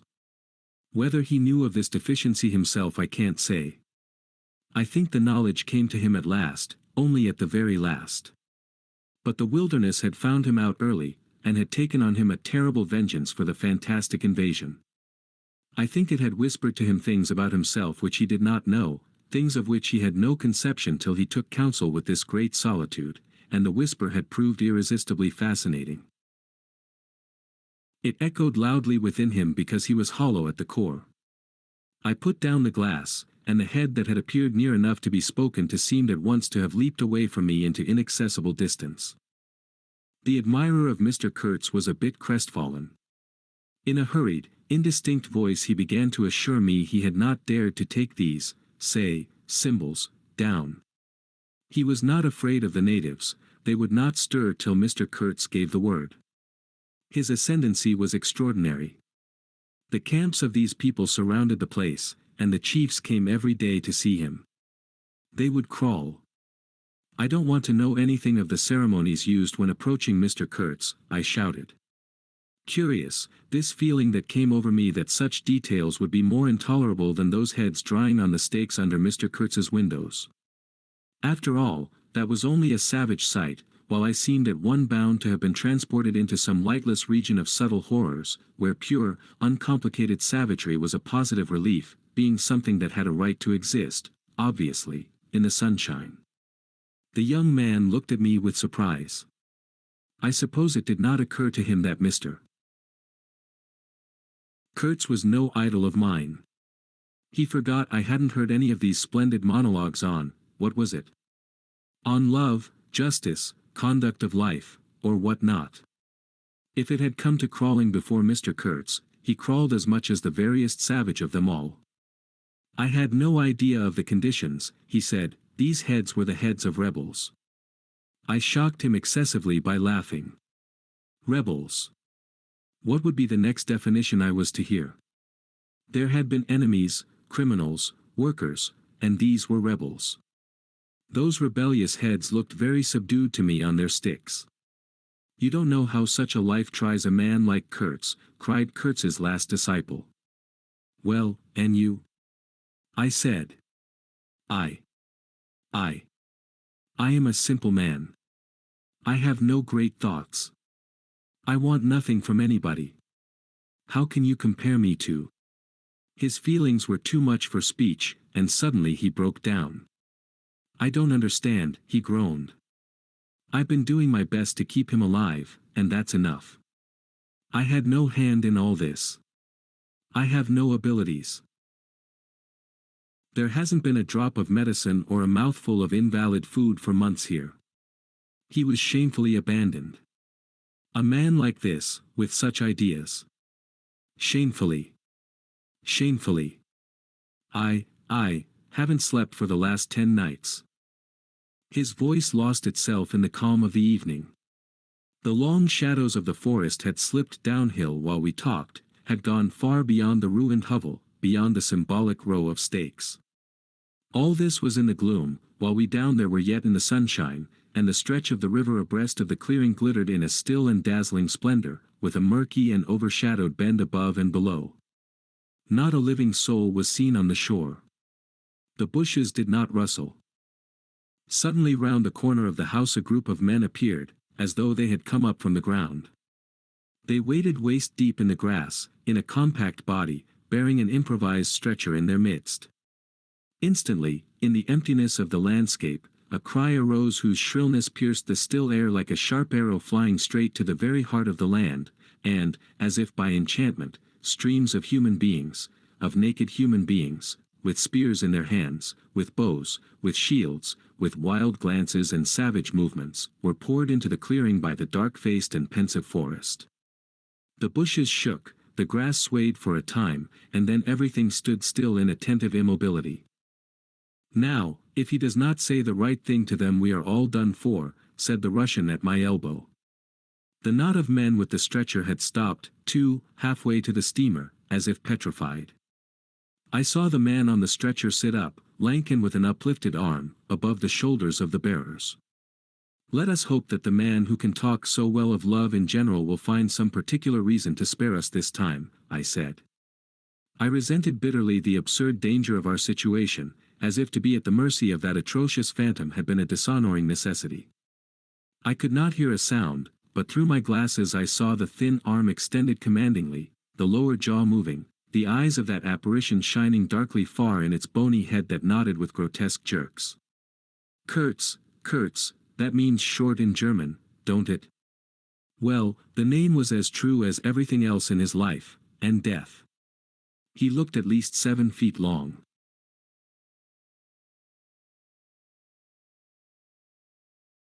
His covering had fallen off, and his body emerged from it pitiful and appalling as from a winding sheet.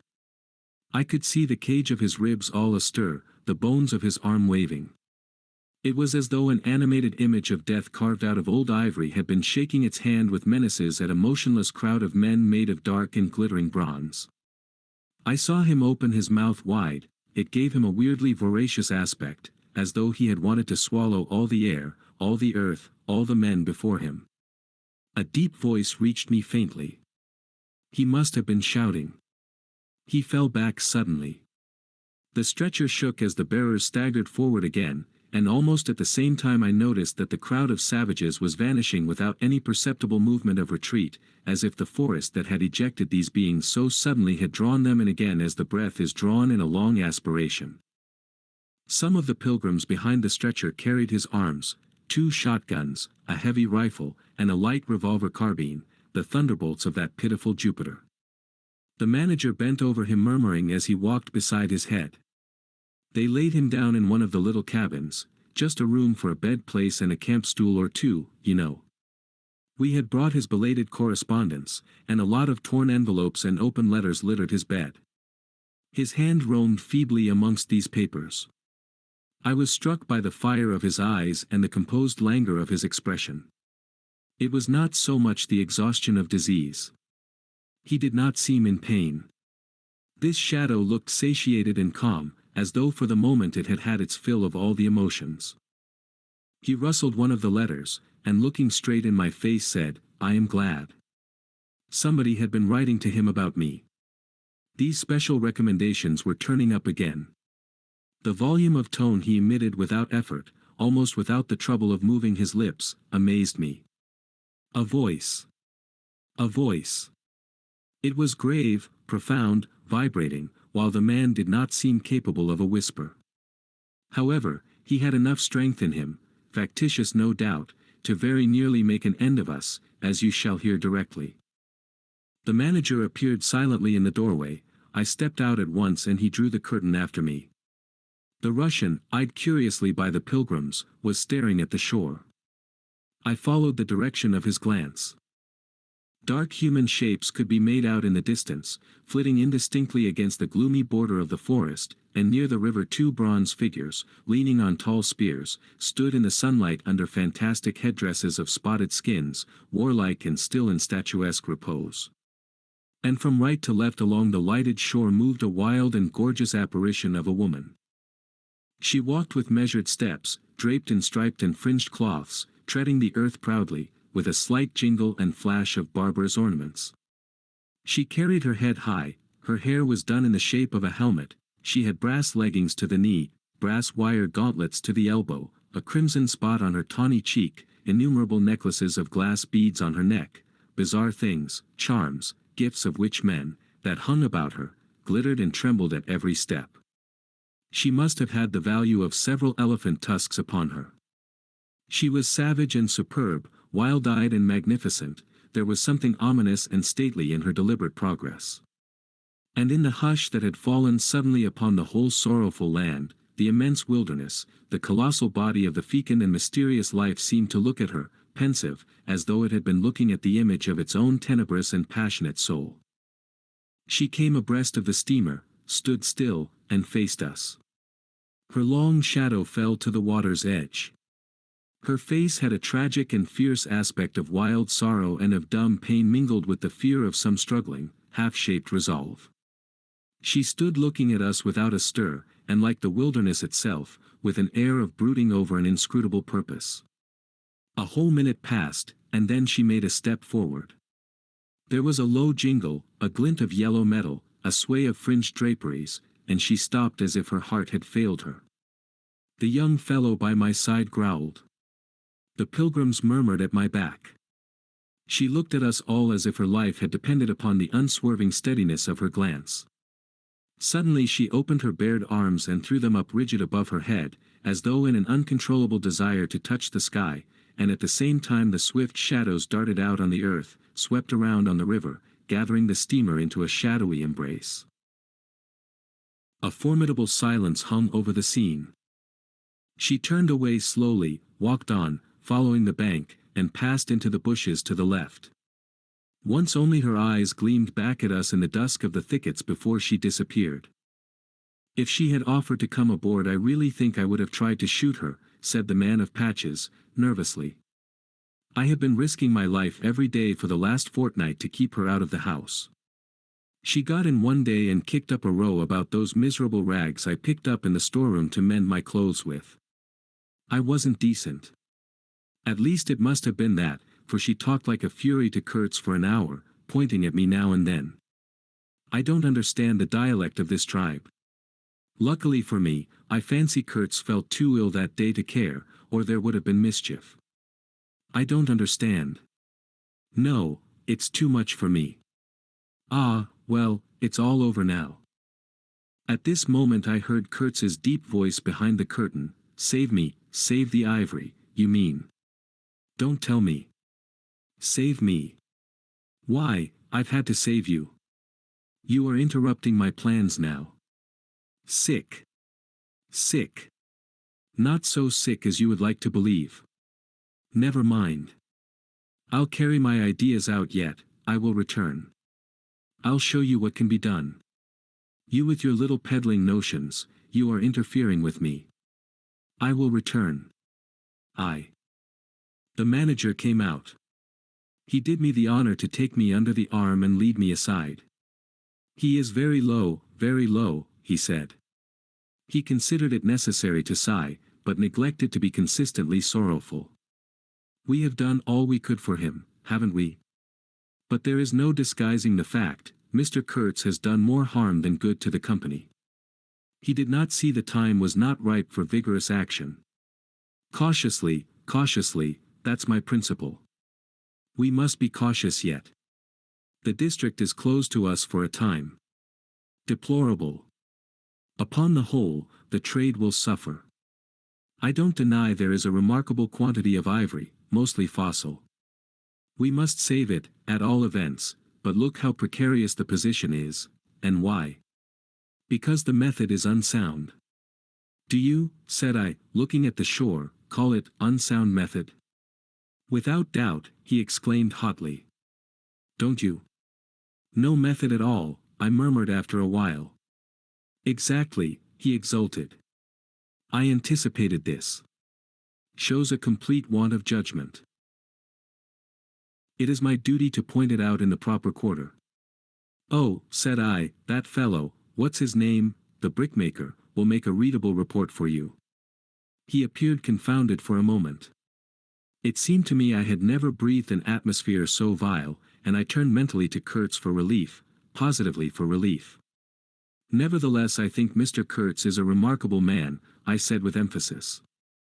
He started, dropped on me a heavy glance, said very quietly, he was, and turned his back on me.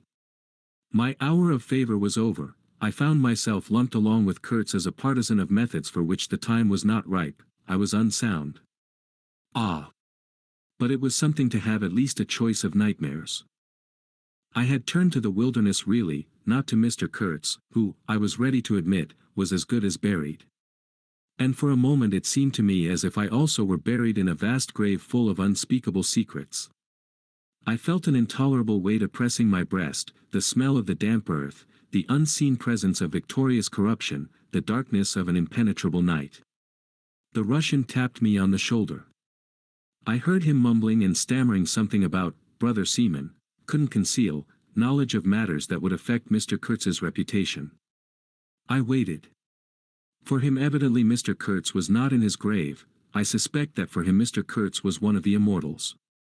Well, said I at last, speak out. As it happens, I am Mr. Kurtz's friend, in a way. He stated with a good deal of formality that had we not been of the same profession, he would have kept the matter to himself without regard to consequences.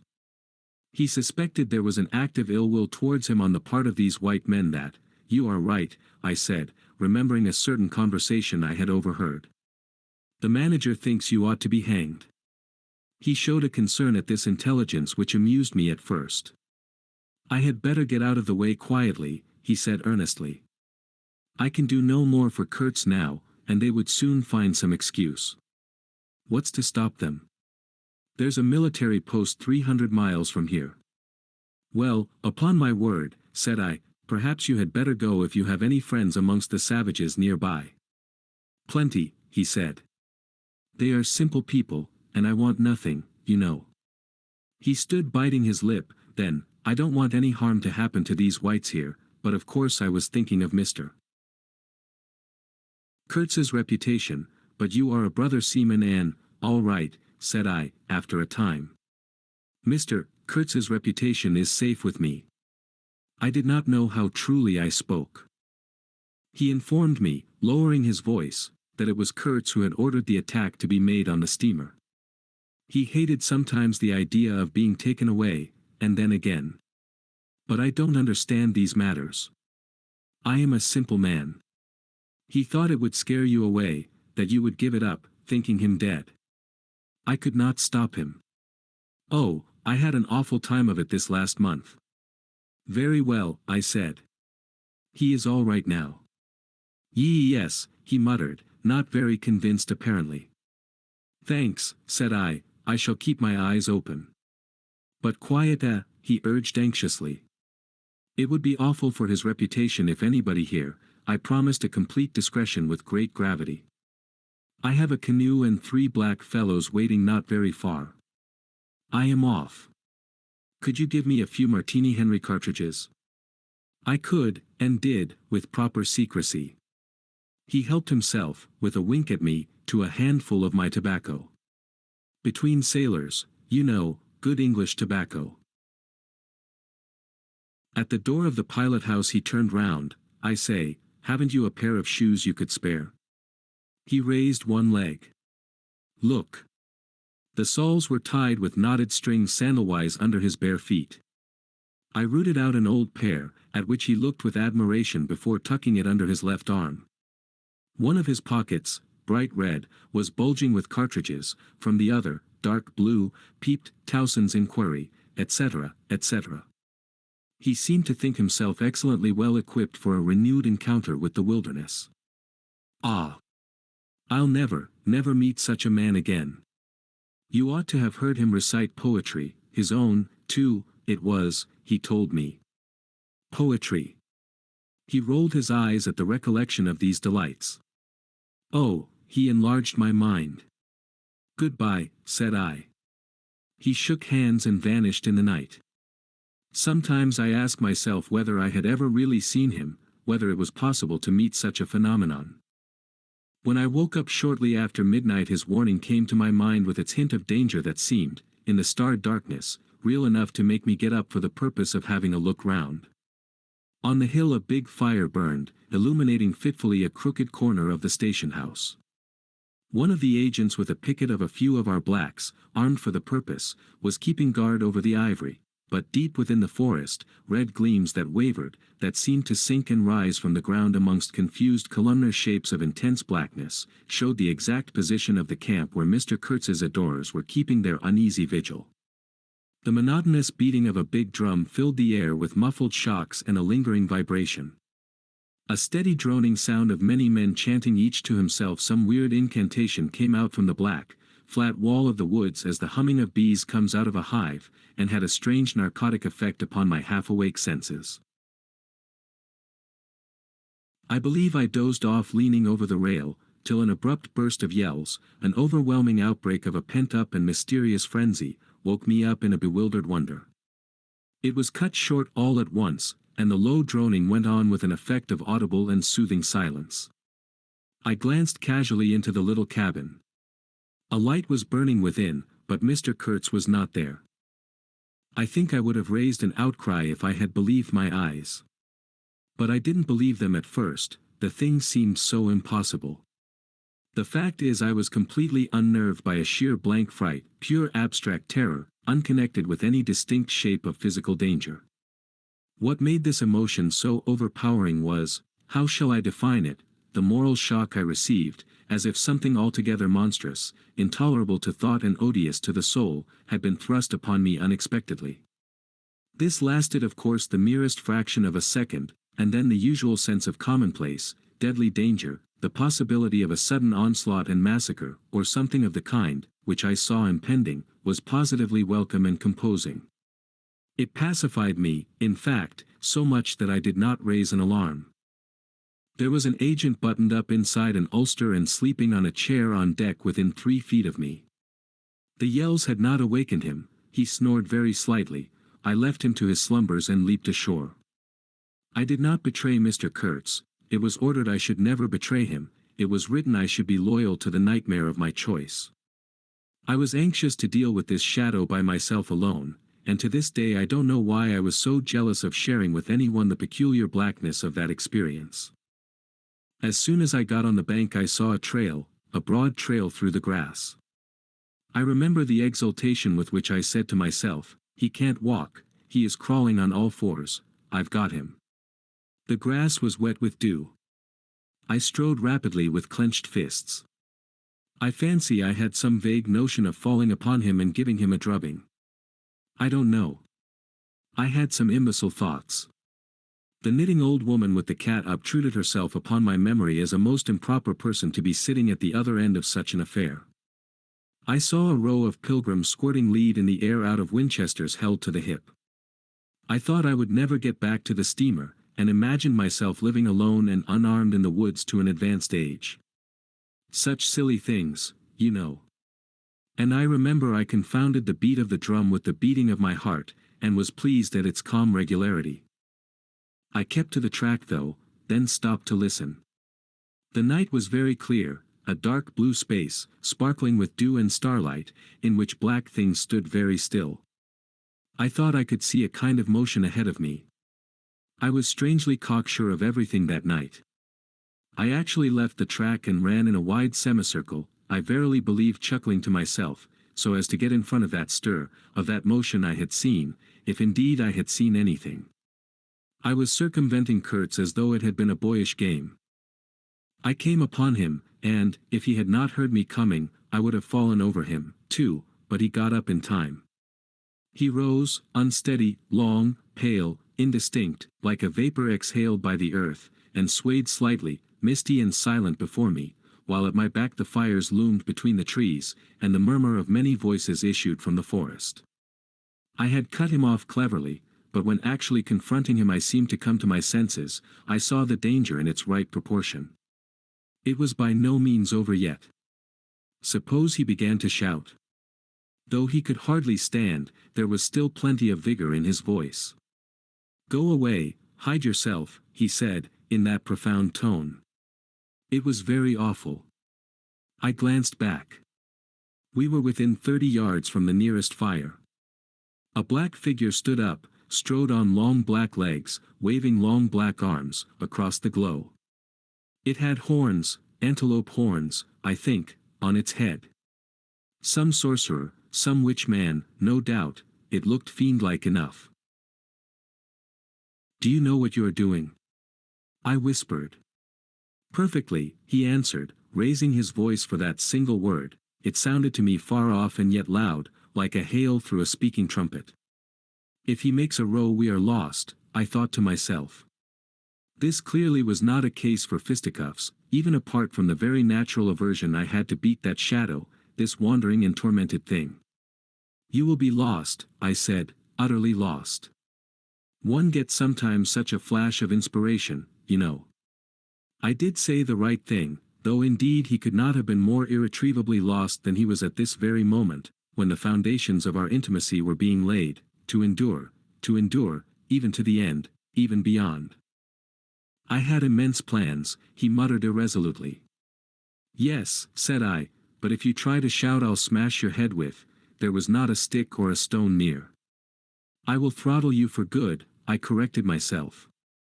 "I was on the threshold of great things," he pleaded, in a voice of longing, with a wistfulness of tone that made my blood run cold. "And now for this stupid scoundrel, your success in Europe is assured in any case," I affirmed steadily. I did not want to have the throttling of him, you understand, and indeed it would have been very little use for any practical purpose. I tried to break the spell, the heavy, mute spell of the wilderness, that seemed to draw him to its pitiless breast by the awakening of forgotten and brutal instincts, by the memory of gratified and monstrous passions. This alone, I was convinced, had driven him out to the edge of the forest, to the bush, towards the gleam of fires, the throb of drums, the drone of weird incantations. This alone had beguiled his unlawful soul beyond the bounds of permitted aspirations. And, don't you see, the terror of the position was not in being knocked on the head, though I had a very lively sense of that danger, too, but in this, that I had to deal with a being to whom I could not appeal in the name of anything high or low. I had, even like the niggers, to invoke him, himself, his own exalted and incredible degradation. There was nothing either above or below him, and I knew it. He had kicked himself loose of the earth. Confound the man. He had kicked the very earth to pieces. He was alone, and I before him did not know whether I stood on the ground or floated in the air. "I've been telling you what we said, repeating the phrases we pronounced, but what's the good? They were common everyday words, the familiar, vague sounds exchanged on every waking day of life. But what of that? They had behind them, to my mind, the terrific suggestiveness of words heard in dreams, of phrases spoken in nightmares. Soul. If anybody ever struggled with a soul, I am the man. And I wasn't arguing with a lunatic either. Believe me or not, his intelligence was perfectly clear, concentrated, it is true, upon himself with horrible intensity, yet clear, and therein was my only chance, barring, of course, the killing him there and then, which wasn't so good, on account of unavoidable noise. But his soul was mad. Being alone in the wilderness, it had looked within itself, and, by heavens, I tell you, it had gone mad. I had, for my sins, I suppose, to go through the ordeal of looking into it myself. No eloquence could have been so withering to one's belief in mankind as his final burst of sincerity. He struggled with himself, too. I saw it, I heard it. I saw the inconceivable mystery of a soul that knew no restraint, no faith, and no fear, yet struggling blindly with itself. I kept my head pretty well, but when I had him at last stretched on the couch, I wiped my forehead, while my legs shook under me as though I had carried half a ton on my back down that hill. And yet I had only supported him, his bony arm clasped round my neck, and he was not much heavier than a child. When next day we left at noon, the crowd, of whose presence behind the curtain of trees I had been acutely conscious all the time, flowed out of the woods again, filled the clearing, covered the slope with a mass of naked, breathing, quivering, bronze bodies. I steamed up a bit, then swung downstream, and 2,000 eyes followed the evolutions of the splashing, thumping, fierce river demon beating the water with its terrible tail and breathing black smoke into the air. In front of the first rank, along the river, 3 men, plastered with bright red earth from head to foot, strutted to and fro restlessly. When we came abreast again, they faced the river, stamped their feet, nodded their horned heads, swayed their scarlet bodies. They shook towards the fierce river demon a bunch of black feathers, a mangy skin with a pendant tail, something that looked a dried gourd. They shouted periodically together strings of amazing words that resembled no sounds of human language, and the deep murmurs of the crowd, interrupted suddenly, were like the responses of some satanic litany. We had carried Kurtz into the pilot house. There was more air there. Lying on the couch, he stared through the open shutter. There was an eddy in the mass of human bodies, and the woman with helmeted head and tawny cheeks rushed out to the very brink of the stream. She put out her hands, shouted something, and all that wild mob took up the shout in a roaring chorus of articulated, rapid, breathless utterance. "Do you understand this?" I asked. He kept on looking out past me with fiery, longing eyes, with a mingled expression of wistfulness and hate. He made no answer, but I saw a smile of indefinable meaning, appear on his colorless lips that a moment after twitched convulsively. "Do I not?" he said slowly, gasping, as if the words had been torn out of him by a supernatural power. I pulled the string of the whistle, and I did this because I saw the pilgrims on deck getting out their rifles with an air of anticipating a jolly lark. At the sudden screech there was a movement of abject terror through that wedged mass of bodies. Don't you frighten them away," cried someone on deck disconsolately. I pulled the string time after time. They broke and ran, they leaped, they crouched, they swerved, they dodged the flying terror of the sound. The three red chaps had fallen flat, face down on the shore, as though they had been shot dead. Only the barbarous and superb woman did not so much as flinch, and stretched tragically her bare arms after us over the somber and glittering river. And then that imbecile crowd down on the deck started their little fun, and I could see nothing more for smoke. The brown current ran swiftly out of the heart of darkness, bearing us down towards the sea with twice the speed of our upward progress, and Kurtz's life was running swiftly, too, ebbing out of his heart into the sea of inexorable time. The manager was very placid, he had no vital anxieties now, he took us both in with a comprehensive and satisfied glance. The affair had come off as well as could be wished. I saw the time approaching when I would be left alone of the party of unsound method. The pilgrims looked upon me with disfavor. I was, so to speak, numbered with the dead. It is strange how I accepted this unforeseen partnership, this choice of nightmares forced upon me in the tenebrous land invaded by these mean and greedy phantoms. Kurtz discoursed. A voice. A voice. It rang deep to the very last. It survived his strength to hide in the magnificent folds of eloquence the barren darkness of his heart. Oh, he struggled. He struggled. The wastes of his weary brain were haunted by shadowy images now, images of wealth and fame revolving obsequiously round his unextinguishable gift of noble and lofty expression. My intended, my station, my career, my ideas, these were the subjects for the occasional utterances of elevated sentiments. The shade of the original Kurtz frequented the bedside of the hollow sham, whose fate it was to be buried presently in the mold of primeval earth. But both the diabolic love and the unearthly hate of the mysteries it had penetrated fought for the possession of that soul satiated with primitive emotions, avid of lying fame, of sham distinction, of all the appearances of success and power. Sometimes he was contemptibly childish. He desired to have kings meet him at railway stations on his return from some ghastly nowhere, where he intended to accomplish great things. You show them you have in you something that is really profitable, and then there will be no limits to the recognition of your ability, he would say.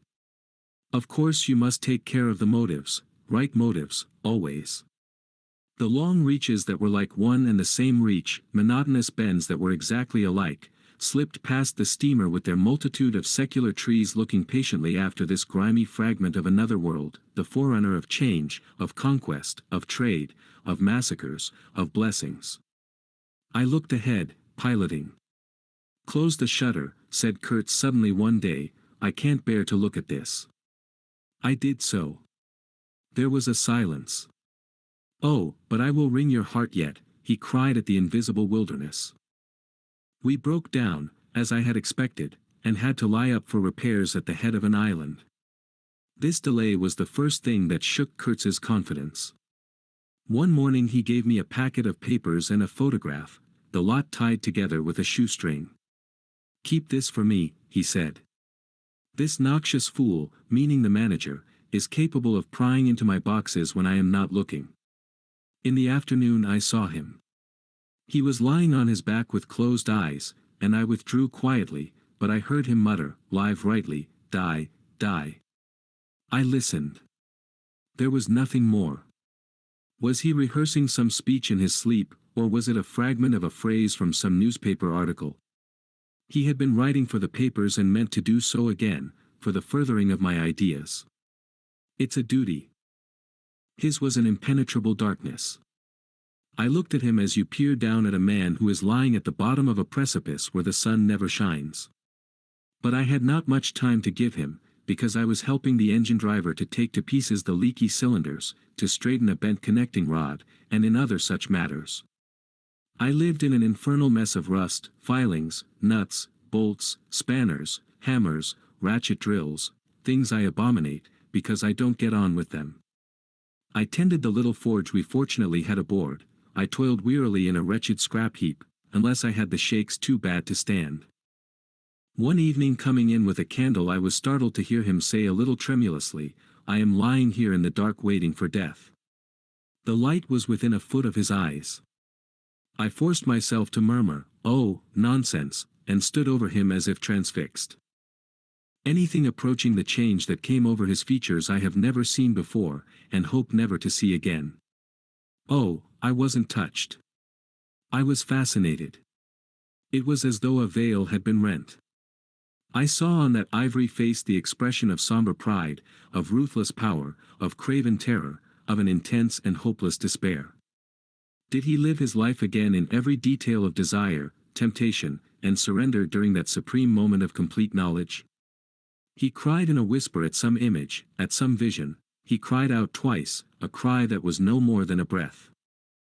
The horror! The horror! I blew the candle out and left the cabin. The pilgrims were dining in the mess room, and I took my place opposite the manager, who lifted his eyes to give me a questioning glance, which I successfully ignored. He leaned back, serene, with that peculiar smile of his sealing the unexpressed depths of his meanness. A continuous shower of small flies streamed upon the lamp, upon the cloth, upon our hands and faces. Suddenly the manager's boy put his insolent black head in the doorway, and said in a tone of scathing contempt, "Mr. Kurtz, he dead."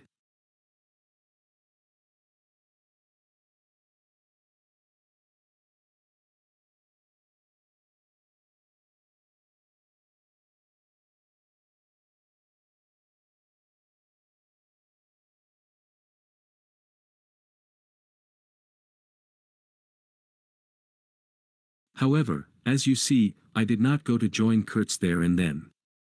I did not.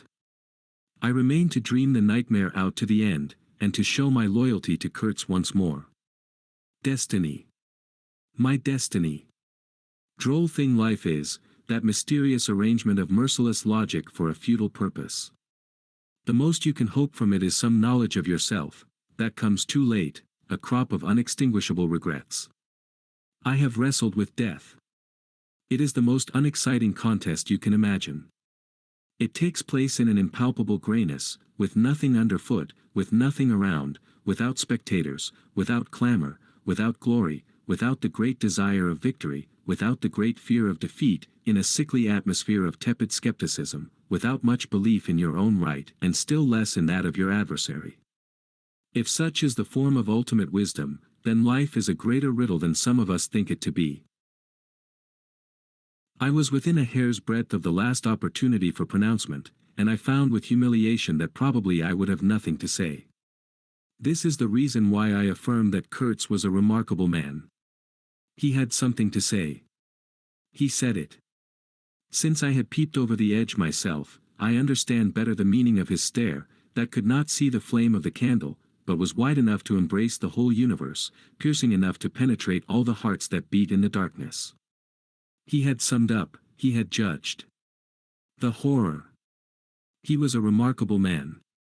After all, this was the expression of some sort of belief, it had candor, it had conviction, it had a vibrating note of revolt in its whisper, it had the appalling face of a glimpsed truth, the strange commingling of desire and hate.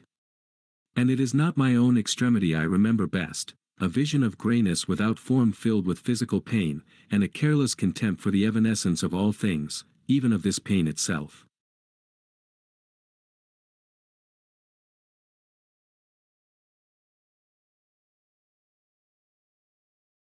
No. It is his extremity that I seem to have lived through. True, he had made that last stride, he had stepped over the edge, while I had been permitted to draw back my hesitating foot. And perhaps in this is the whole difference, perhaps all the wisdom, and all truth, and all sincerity, are just compressed into that inappreciable moment of time in which we step over the threshold of the invisible. Perhaps. I like to think my summing up would not have been a word of careless contempt. Better his cry, much better. It was an affirmation, a moral victory paid for by innumerable defeats, by abominable terrors, by abominable satisfactions. But it was a victory. That is why I have remained loyal to Kurtz to the last, and even beyond, when a long time after I heard once more, not his own voice, but the echo of his magnificent eloquence thrown to me from a soul as translucently pure as a cliff of crystal.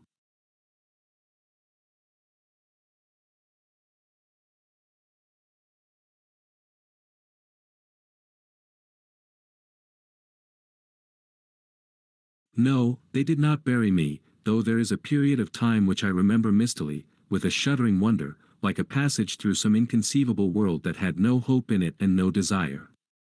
I found myself back in the sepulchral city resenting the sight of people hurrying through the streets to filch a little money from each other, to devour their infamous cookery, to gulp their unwholesome beer, to dream their insignificant and silly dreams.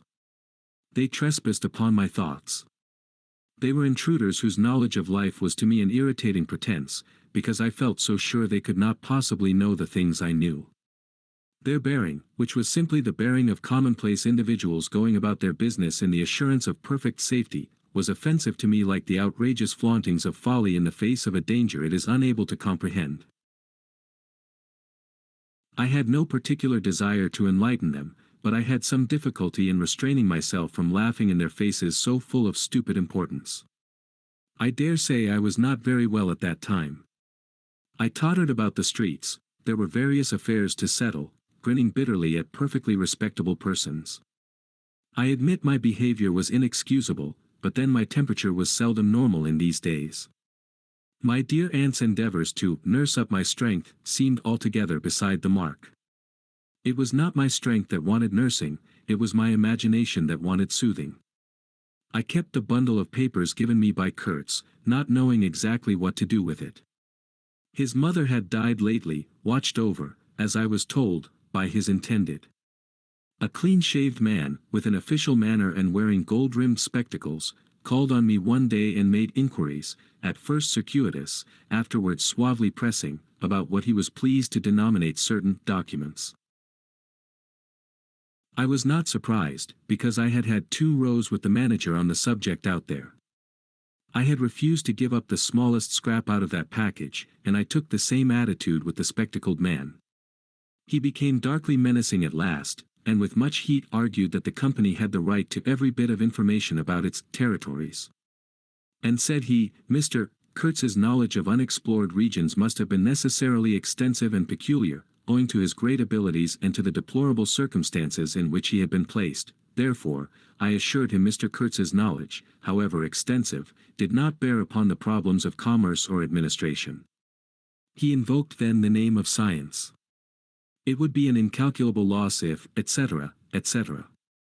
I offered him the report on the suppression of savage customs, with the postscriptum torn off.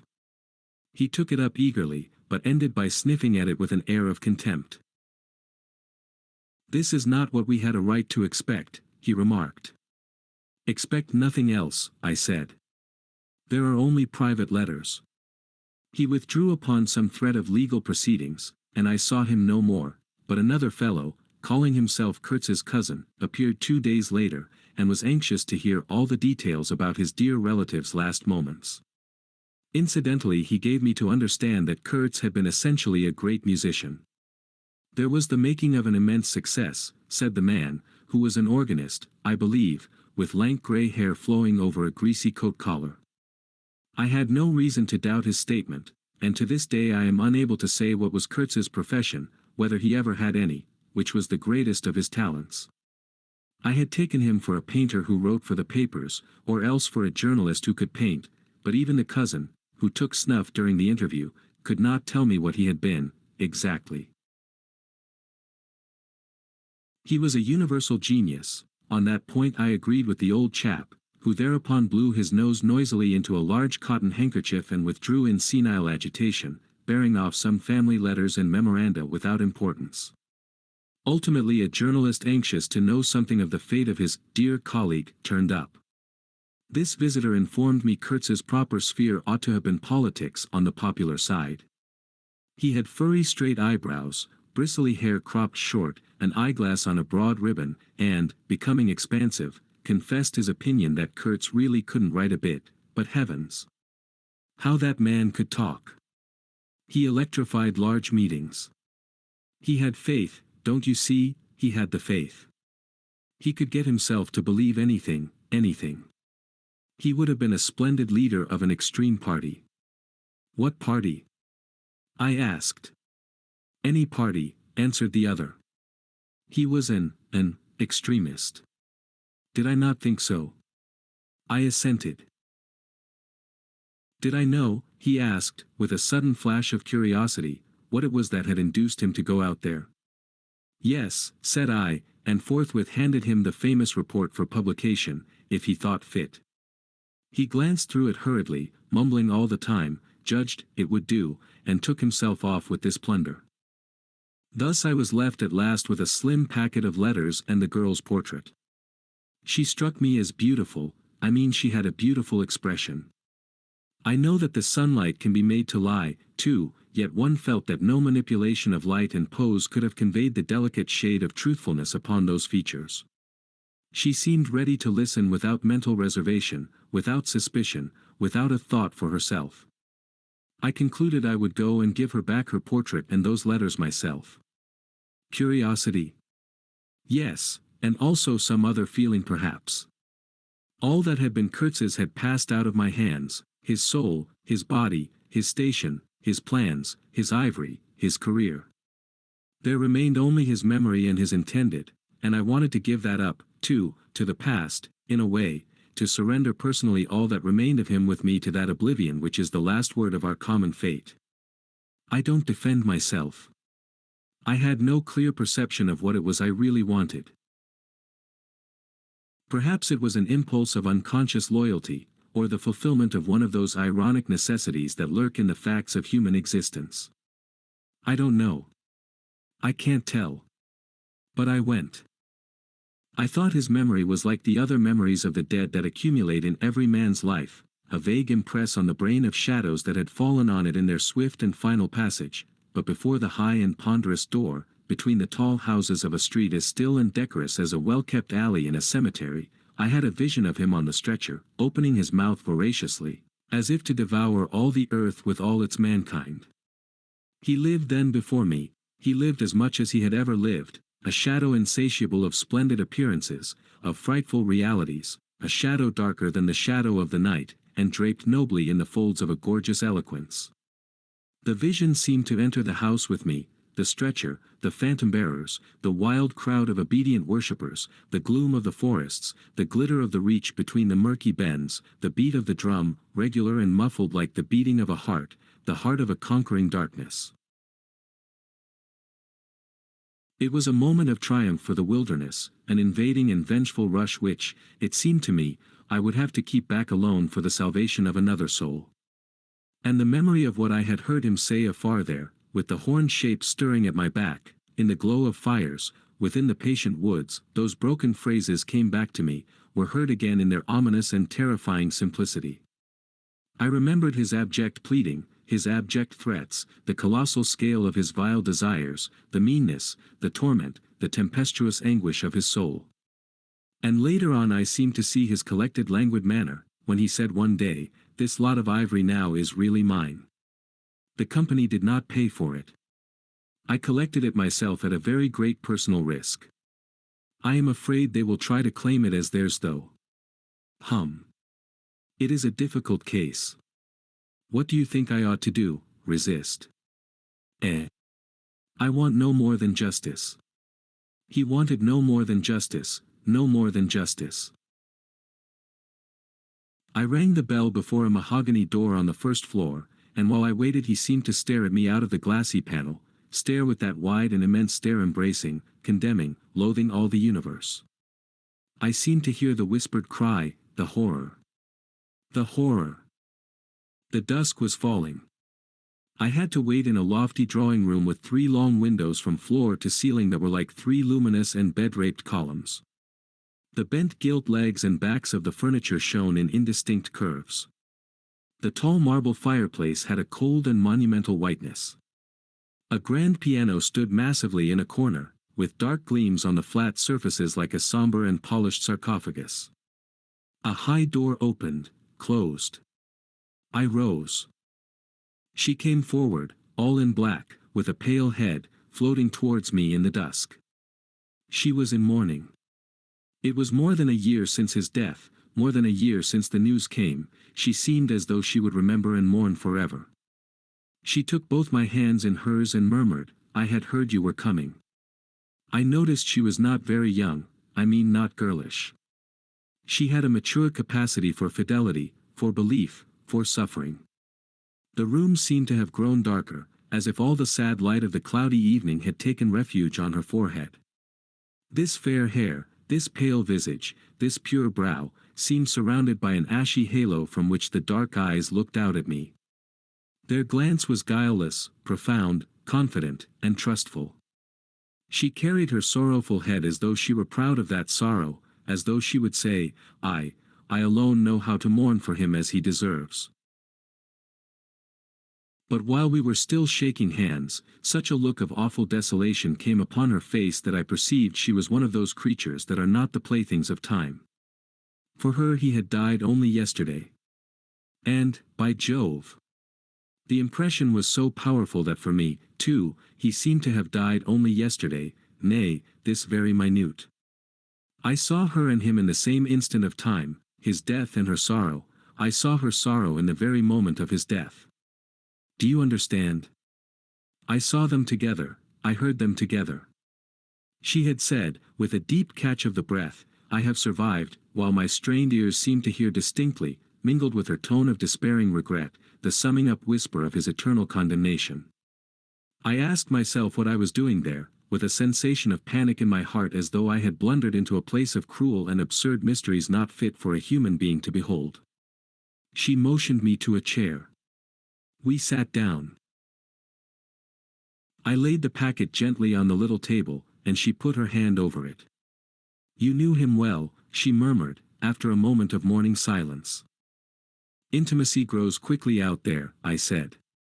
"I knew him as well as it is possible for one man to know another." "And you admired him," she said. "It was impossible to know him and not to admire him. Was it?"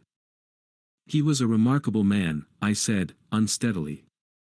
Then before the appealing fixity of her gaze, that seemed to watch for more words on my lips, I went on, "It was impossible not to love him," she finished eagerly, silencing me into an appalled dumbness. "How true! How true!